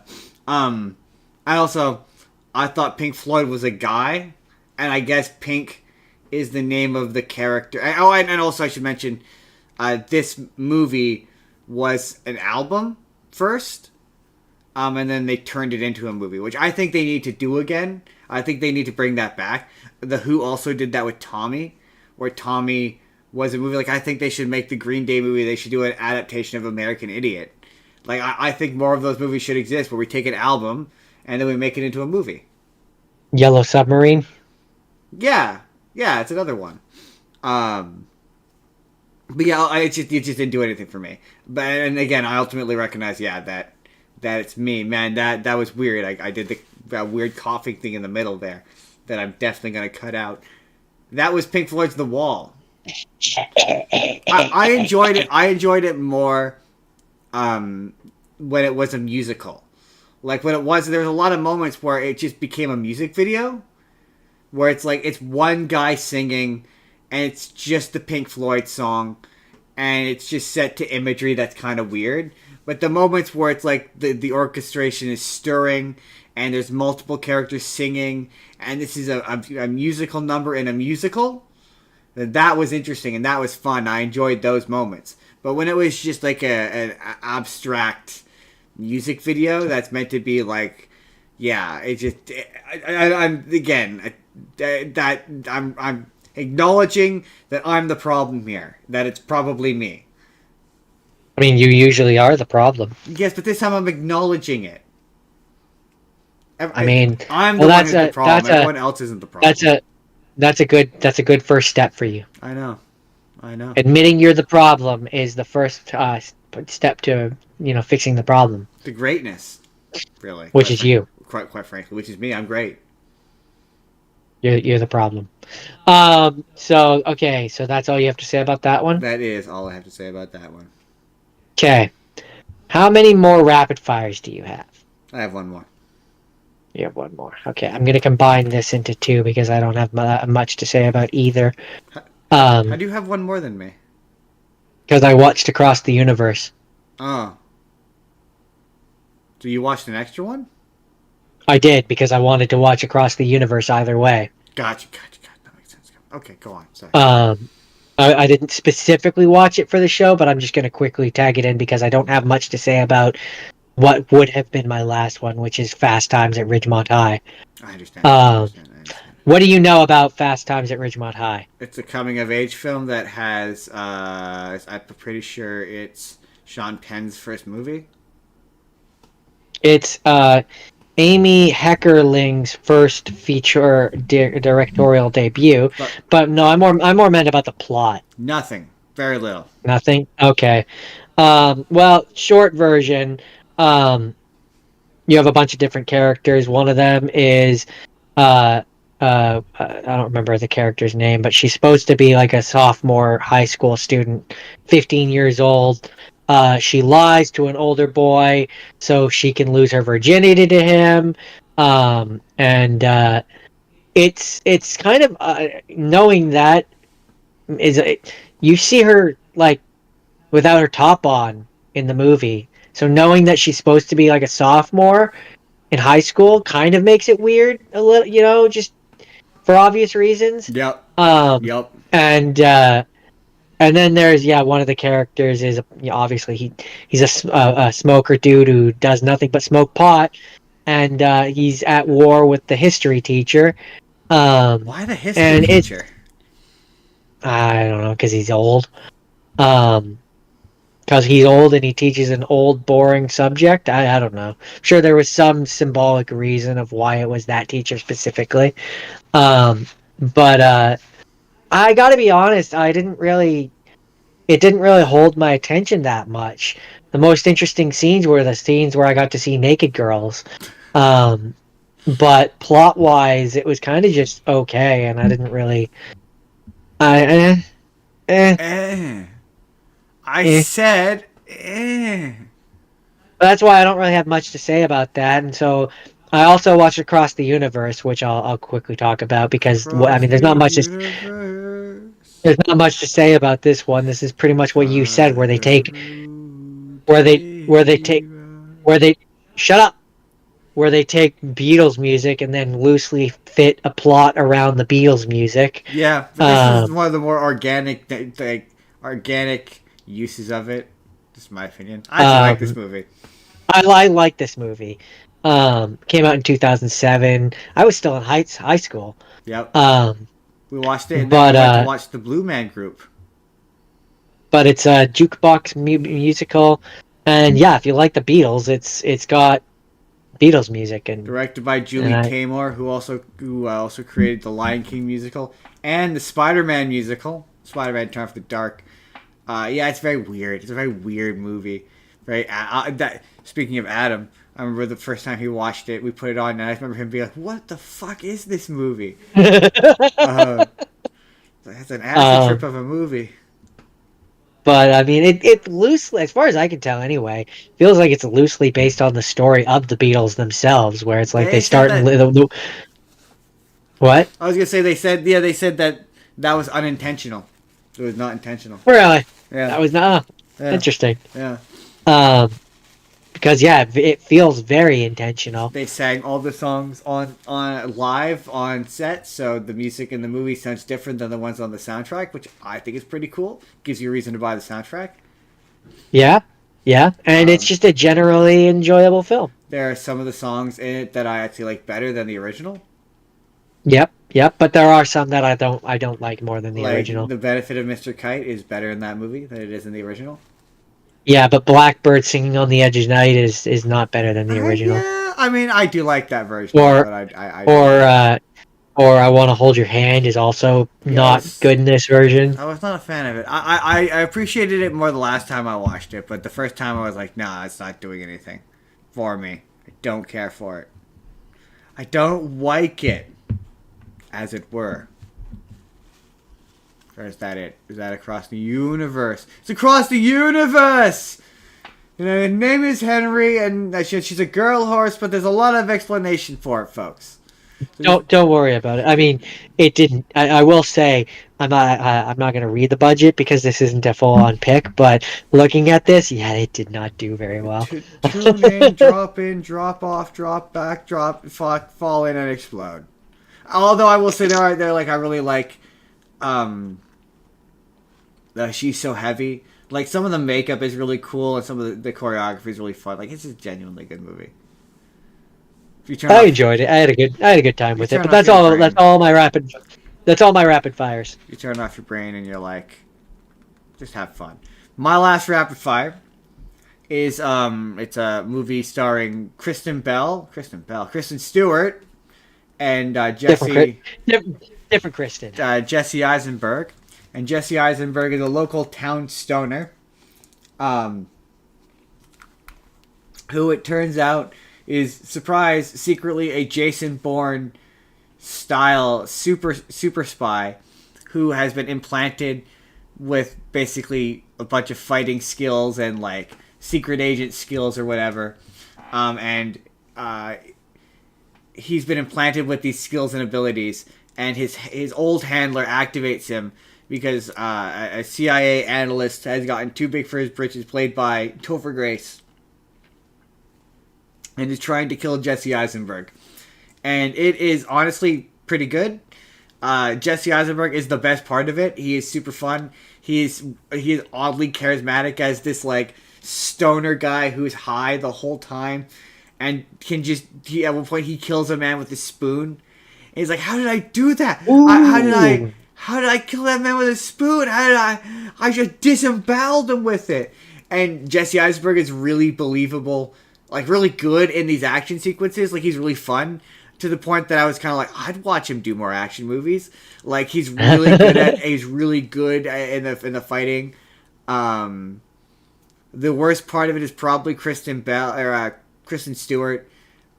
She's not terribly great. Topher Grace is funny. As this like a guy, as the guy who's like gotten the authority to do this, but has completely fucked up this program. He's super fun.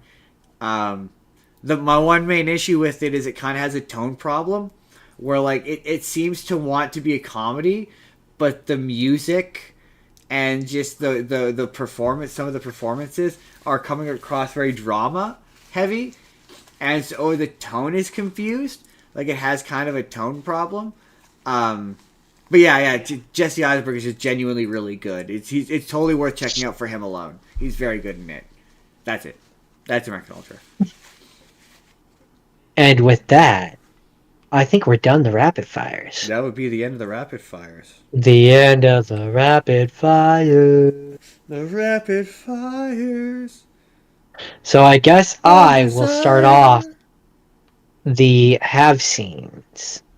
And the first have scene that I watched was a little movie called Jay and Silent Bob Strike Back.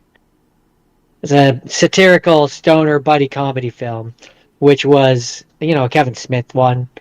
It came out in 2001, and it's the 5th movie in the View Askew-verse. Skewniverse? View Askew-verse? Had a budget of $22 million. Had a box office of $33.8 million. And it's dumb. But fun. It's dumb but fun. Just like those characters. Dumb but fun. Yeah, the cock knocker. My favorite part about that movie, my favorite part about stoner movies generally, is you can kind of sort of tell when the person who's making it has done the drug. And that's definitely everyone has this conception of Kevin Smith as being the stoner guy. And at the time when he made that one, he wasn't. And you could tell by the scene where, they're smoking pot and they hallucinate Scooby-Doo talking. And you're like, that's not how. That's not. I've never known a Mary Jane that made me do that. I've never hallucinated once. No, not like that. No. One of my later movies is actually the most realistic version in all the movies that I watched. Like the most accurate. Later on ones, it's like, oh yeah, these guys definitely have, but we'll get anyway. Yeah, it's very. I love that movie. That movie's very fun. I guess it really is a product of, you can tell, and I don't know how to say this. It's legal here, but there you can tell that there's a certain period in time with these movies when you can tell it became more widely available. Is what I'll say. Right. Right. Some of these early 2000 ones, it's a big plot point in these things. And not really a thing I've ever had to deal with, but where they're like, yeah, we have to be like, it's illegal. We can't let anyone know that we're doing it, and like it's a big plot point in a lot of these is like they have to hide it. Yeah. Right. And it's like, where I am, that's not really a thing. Right. Right. Just saying. Benefit of where I live, I suppose. But no, yeah, I mean, yeah, this one's dumb. I love the end where they get their money from the Chronic and Blunt Man thing, and they just fly from place to place, beating up the people that insulted them online, and half of them are like kids. Right. It's like, it's so dumb in the best way. Right. And the fact that they got Mark Hamill to be someone who's a combination of the Joker, the Trickster, and Luke Skywalker is great. Yeah, it's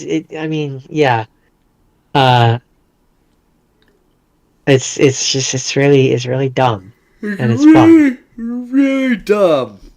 It's really dumb. I mean, there's a lot of funny cameos too, but what else can you really say about this one? You have the Ben Affleck cameo. The cameo you do as a favor to a friend. Really good. It's dumb. It's dumb, but it's fun. It's dumb but fun. Dumb but fun. Troy, is that it? That's really the summation of this week, if I have to be honest, is dumb but fun for most of these. Yeah.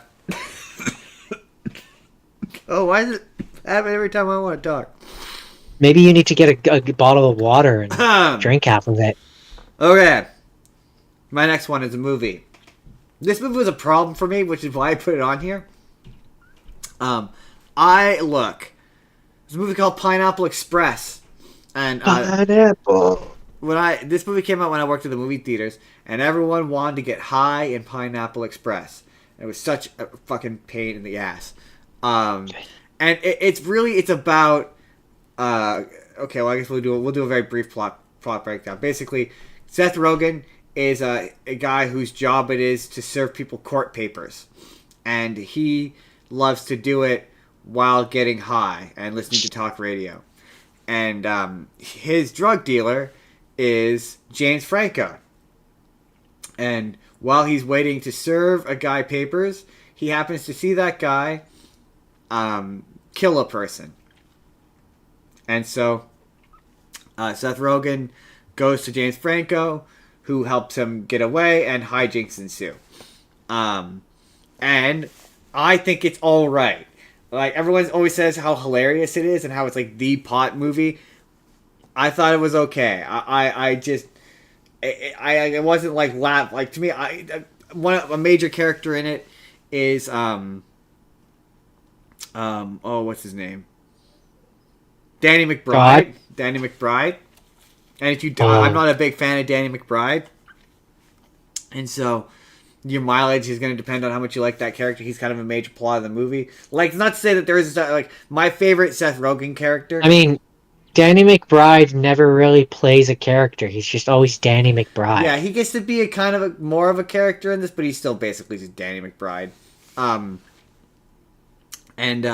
It's my favorite Seth Rogen character, which is like regular guy who has had like extraordinary circumstance thrust upon him. Seth Rogen. That's my favorite Seth Rogen. And so I like it when he's freaking out. So I thought it was funny in that regard. But like for me, it plays on like an experience in regard to that like I've never experienced. All of my Mary Jane activities were obtained legally. So I've never experienced that, so I don't find it as relatable. But I've heard enough stories from people who have had that experience that I know it's a very, if you have, you reckon that you've had that, like, it's a very common thing to experience. So I think they find it funnier than I do, I guess is my point. It's just... Yeah, Aneurysm says, I love the intro with Bill Hader. Yeah, that was funny. Where he's just smoking. They're testing the pot. He's smoking a joint. He's just throwing insults at them. It's definitely a movie where, yeah, you could tell the guys who wrote it have definitely used the substance before.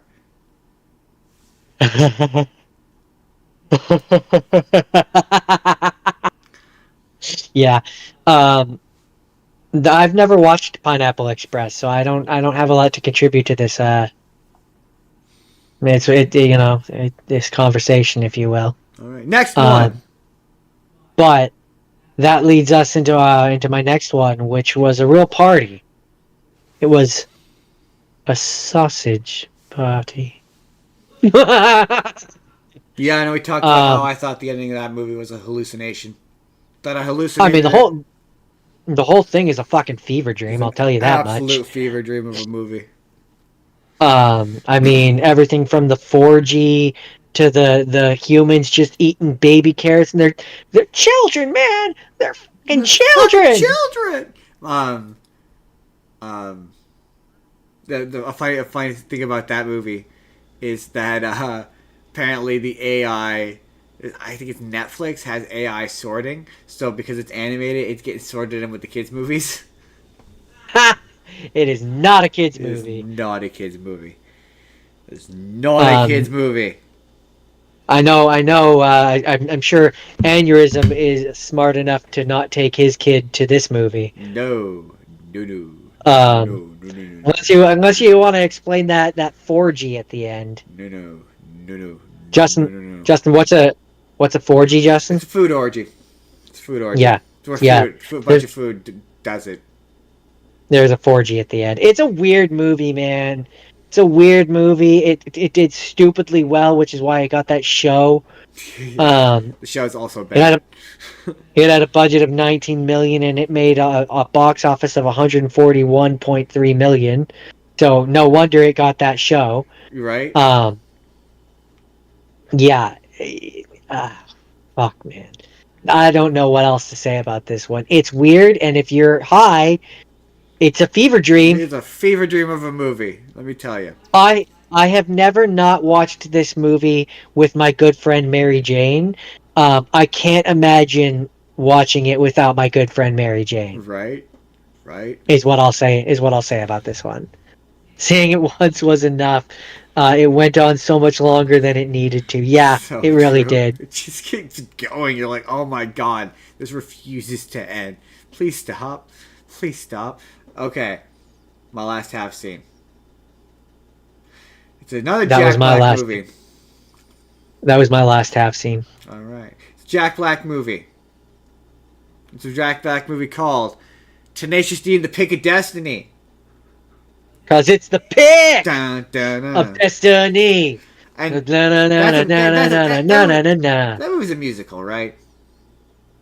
I mean, it has music, it has scenes that are explained through music, and it has musical interludes that take you from one scene to another. So I would very much describe it as a musical. It's just so I love that movie. It's so much fun. My one I think I said the last time we talked about it. My one real criticism is I love the subversion of their dynamic of KG getting to be a dick and he gets to be the leader now. I kind of wish that went on for a bit longer. Like I'd almost like wish there was a scene where KG is attempting to sing and that's what causes him to become the lead singer or whatever. Like it's just kind of once it's revealed that he's lying, they just kind of settle into what their dynamic to be, and I'm like, that just happens a bit fast for me. Other than that, it's super fun. It's just such a fun movie. The music's so good. I love the bit where Kyle's like, maybe if we just focused on our songwriting instead of chasing shortcuts, we'd actually succeed. And Jack's like, no, that's not the problem. That's not the problem at all. No, not that. Like I'll talk about the Pick a Destiny tour and just how good that tour was. I think that was the one we saw. Yeah, it is the one we saw. We went to watch that one live, and it was so good. That was our first time being secondarily introduced to Mary Jane. Yeah. Everyone in that audience was and, high as balls. And I remember when we got picked up by our friend, and she was like, "Are you high?" And we were like, "What? No. What?" And then they took us to McDonald's like a champion. Yeah, like the good friend they are. And it's funny because the when they do, I think it's the first open mic. Pretty sure it's the first open mic, and they have the guy who's like, "And that's my life." That's Neil. And Neil Hamburger. Yeah, he opened when we went to watch him, and he was terrible. He was bad. He was so bad. Yeah. But yeah, that was fun. I stand by it. That was the point. But I think when they do eventually do bring back Tenacious D, it should be in a sequel. And don't do Post-Apocalypto 2, because Post-Apocalypto was bad. I thought Jack Black and Kyle Gass broke up. No. The Tenacious D has not broken up. It's just it's not time. It's not time for a little Tenacious D stew yet. That's what he said. Okay, that just sounds like a convenient way for them to be broken up without officially saying they're broken up. But okay. I suspect they'll probably come back. They'll do like a reunion tour. I think. I mean, maybe they'll come together for the Tenacious D movie and it'll be a biopic. Yeah, maybe that'd be fun. I'd watch that. I'd watch that. But yeah, Tenacious D. I mean, I love their music, man. I'm never gonna forget the one time when me, you, and I think 3 of my friends or something, we were driving somewhere and we were all singing to Tenacious D, and I lost my voice because we were singing so loud. I remember that. That was really fun. Good times. Good times. And good times were had by everyone, including me. Yeah, everyone, especially you. Especially me. Next one, Joe. What's your first have not seen? What hadn't you seen? I'm the dude, man. I'm the dude. He's the dude. I watched The Big Lebowski. That was one of my have not seens. That movie's really good. I love that movie. It's a very fun movie. Jordan, have you paused to consider that when we talk about The Big Lebowski, that Jordan, we've talked about The Big Lebowski? We're going to be talking about the Big Lebowski, dude. Sorry, I'm the we're dude. we're gonna talk about the Big Lebowski, Dude. dude. We got to talk about. We got to talk about the dude. The dude. Drawing that rug, it really pulled the room together. The rug really put. Shut up, Lonnie. Donnie. Shut up, Donnie. I didn't like what happened to Donnie. I wasn't so much a fan of what happened to Donnie, but shut up, Donnie. Shut up. I mean, if you just shut up, Donnie. If Donnie had just learned how to keep his mouth shut, maybe Donnie would have made it till the end. Spoiler alert. He doesn't make it to the end. Steve Buscemi. He's also really good in that movie. John Goodman, phenomenal. Jeff Bridges, so good. Yeah, I mean, it was a fun movie. It had a budget of $15 million. Made $47.4 million.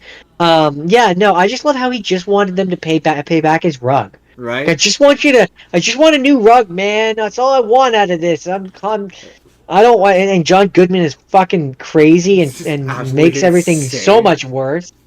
He's absolutely insane. Unhinged. He's absolutely insane. Yeah, this movie was fun. It was a lot of fun. Yeah, it's like it's supposedly supposed to be like a modern Western, is the idea. I could see that. And it was definitely not like, in terms of, because that's kind of my angle this week, is I'm like, how accurate is their pot representation?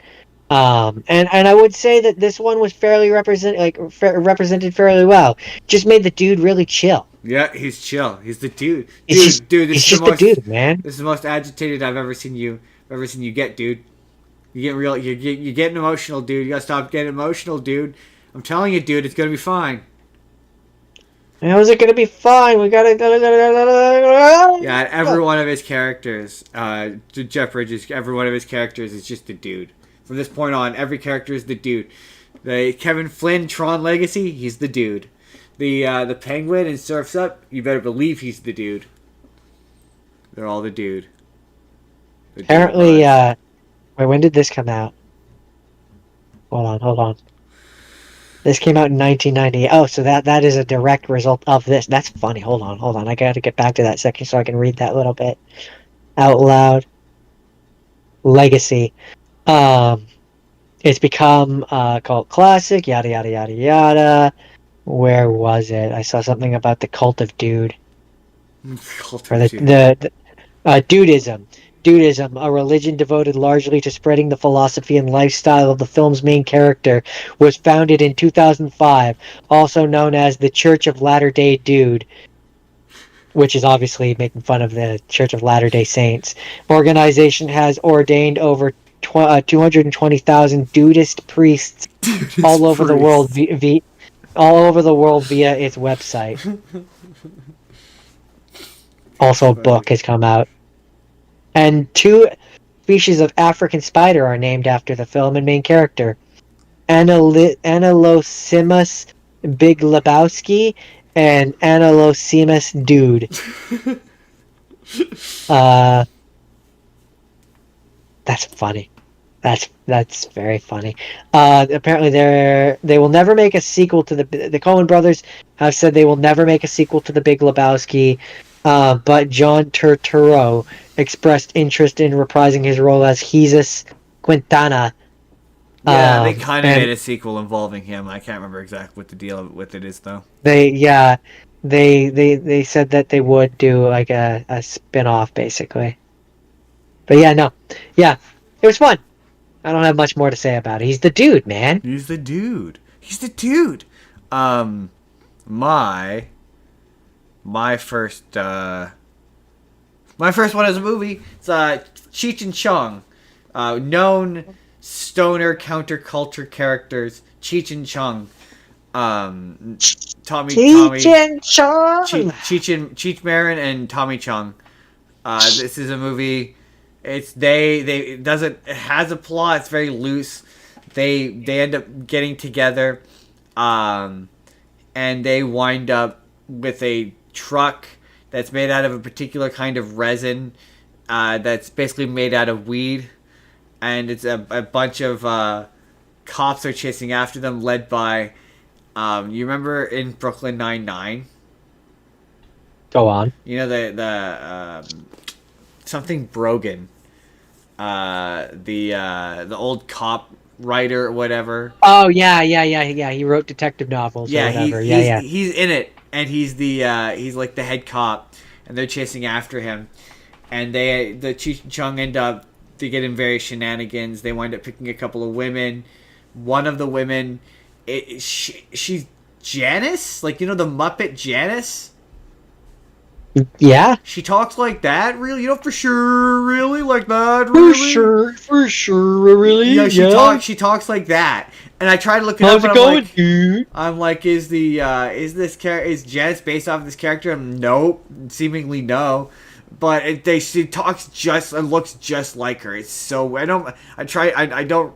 mean, this woman's probably dead, but I don't mean it in a mean way. It's just that's just what she sounded and looked like. And there's just so much of it is Cheech and Chong in a car just driving and getting high.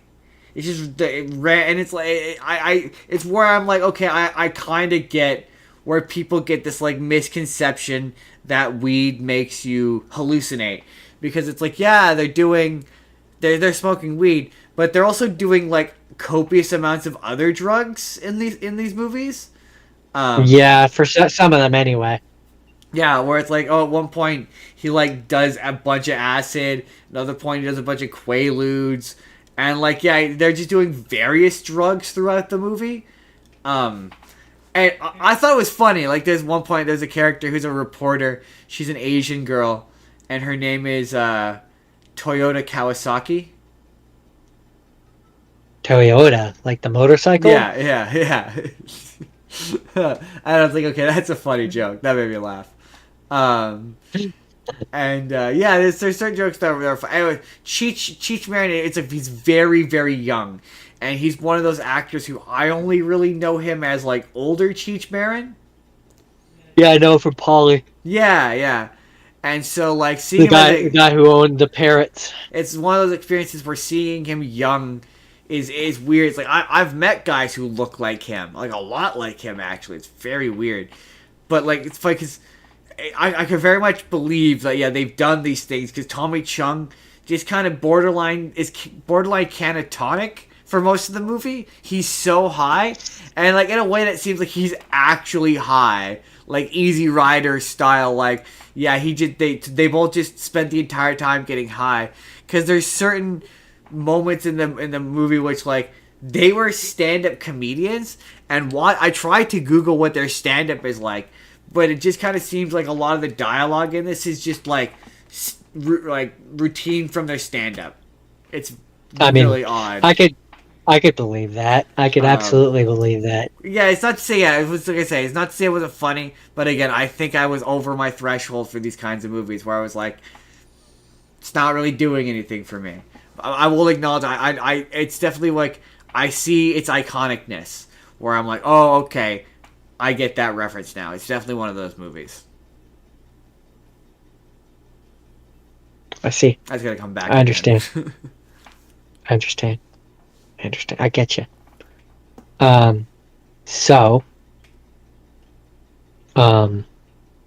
If that's all you have to say about that, that's all I have to say about that. Then I will discuss my final have not seen. ... I watched Smiley Face, which, of all the ones that I watched this week, is probably the most, I mean, especially considering how much she's supposed to have eaten in it, but the most accurate representation of weed in movies that I probably saw all week. Smiley Face has Anna Faris, who is a young woman. I'm just going to read what it says. The description here is Anna Faris as a young woman who has a series of misadventures after eating cupcakes laced with cannabis. Which, who boy does she?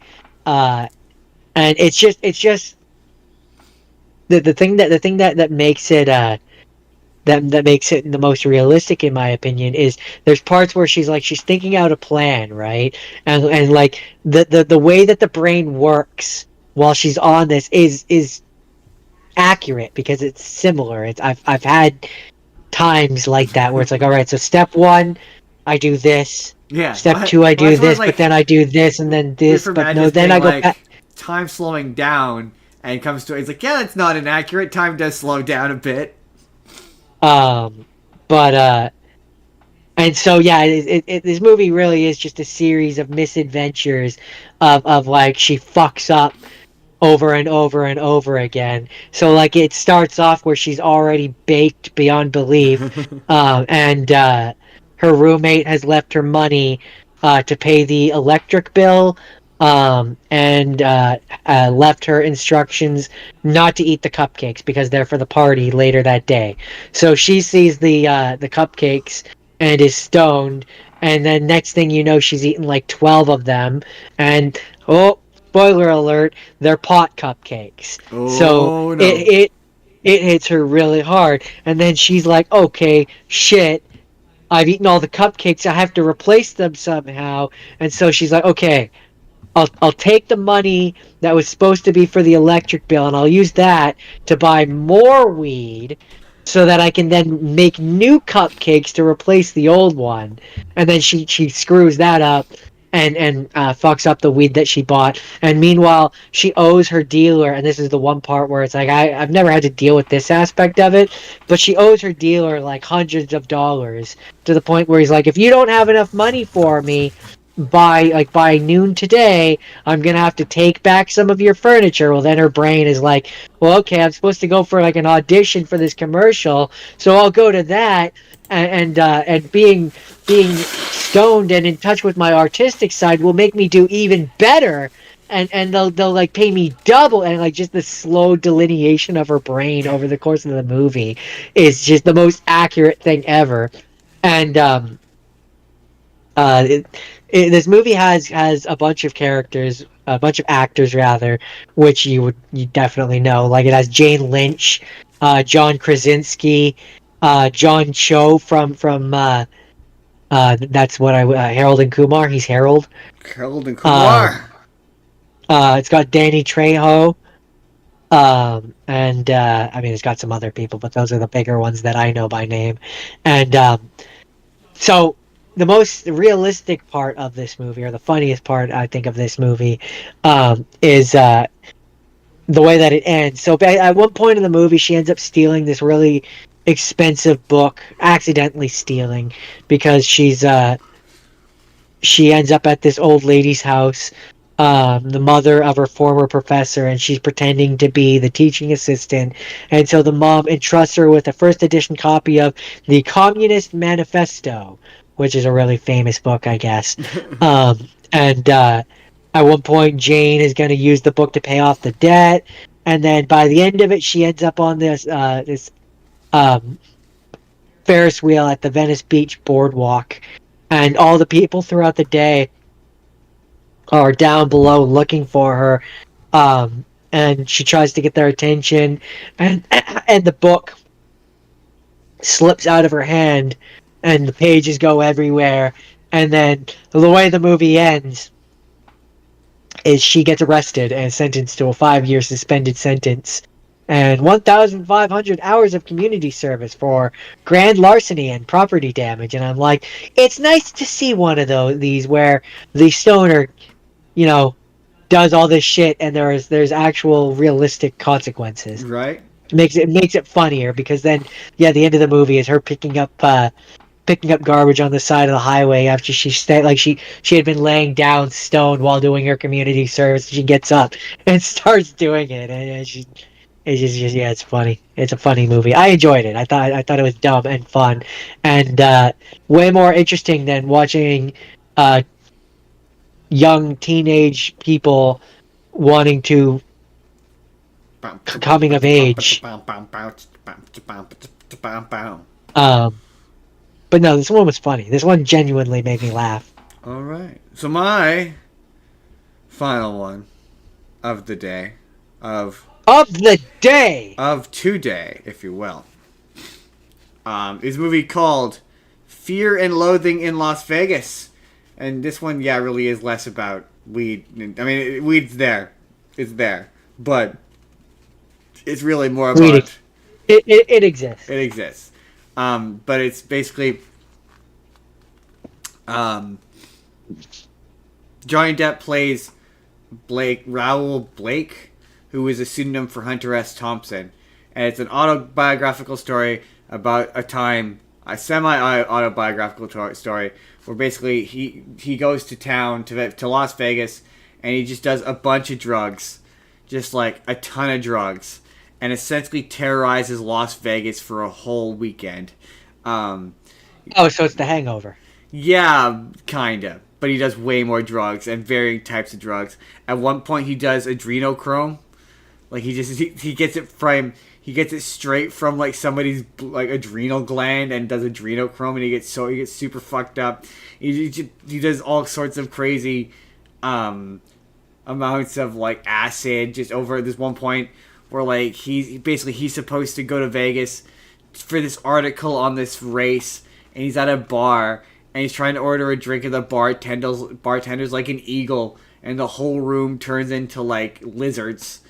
And it's directed by Terry Gilliam, who did the Imaginarium of Dr. Parnassus. And it's super weird and super surreal and super out there, and it's just him hallucinating and freaking out on people.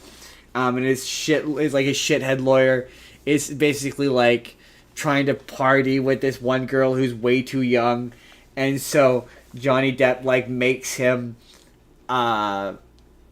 basically like get rid of her, and the performance is really good. He's got a cigarette holder in his mouth the whole movie, so he's talking with something in his mouth the whole time, and he's just utterly unhinged. The story is told like it's through basically like he's writing this article, so it's narrated, and there's parts where he's so high that he says something in the narration, and then he'll start to narrate out loud, and he'll be like, "Shit, did I say that out loud?" And if you've seen Rambo, the movie with the lizard, makes fun of this movie. Basically, yeah. And it's very weird. It's very strange. Like I say, the performance. Not Rambo, Rango. Rango, yeah, Rango. It's very strange, very weird. Very good movie, very fun. If you like Johnny Depp just being out there and weird, it's very, very good. I enjoyed it. But it was a little like, again, I'd hit my threshold and I was having trouble following it a little bit. But the plot's very straightforward. It's very, very easy to follow. Again, performances are good. Benicio del Toro is his lawyer. He's also insane. Yeah. I think that's it. I think that's the end. Aneurysm says it's a very accurate adaptation of the book. The book is short, so it transfers well to a movie. Lots of scenes are word for word. Oh, neat. So it's the narration of the movie, because I didn't really look into the book all that much. But it gave me the vibe that like they're just taking passages from the book, and that's the narration. Like I'm guessing the book is probably told from the first person perspective, and the narration is just dialogue in the book. If I had to guess, I could believe it. Jordan, I guess there's nothing left to do today, is there? Goodbye, everybody. I mean, there's nothing at all. Time to go visit my friend Mary Jane again. Yeah, there's nothing. Okay, fine. There is one more thing. I promised I would eat a hot pepper, because... Oh, yeah. I forgot about that. We went up... Well, first of all, we gotta do a quick comment response. I meant to do it at the top of the show, which is we got a comment that said that nobody had heard of a Faustian bargain, certainly not 25 years ago when... this was a comment on our Bedazzled video, to which everyone knows what a Faustian bargain is. Okay? Everyone. Even if you don't know what it's called. Even if you don't know what it's called. I sent Jordan a video where they were talking about The Little Mermaid, and I went, oh yeah, that is very much a Faustian bargain. And that came out well before Bedazzled did. Yeah. I mean, it's a pretty well-known thing. Again, even if you don't directly know what it is by name, you know what it is. You know what a Faustian bargain is. Also, Aneurysm says it is narrated the same way. Okay, that's interesting. So, okay.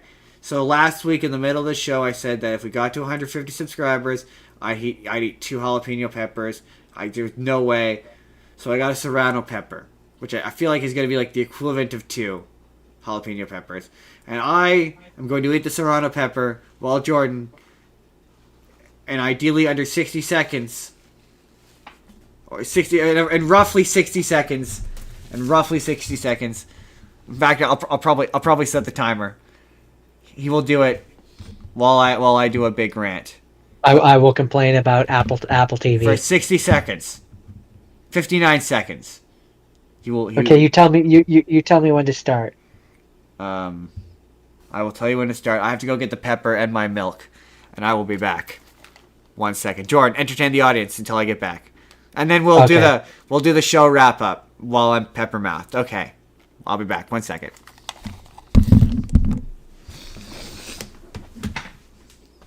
So peppers, he's going to be eating one. I will complain about Apple TV, which I definitely still have the same heat and frustration towards, as far as you know.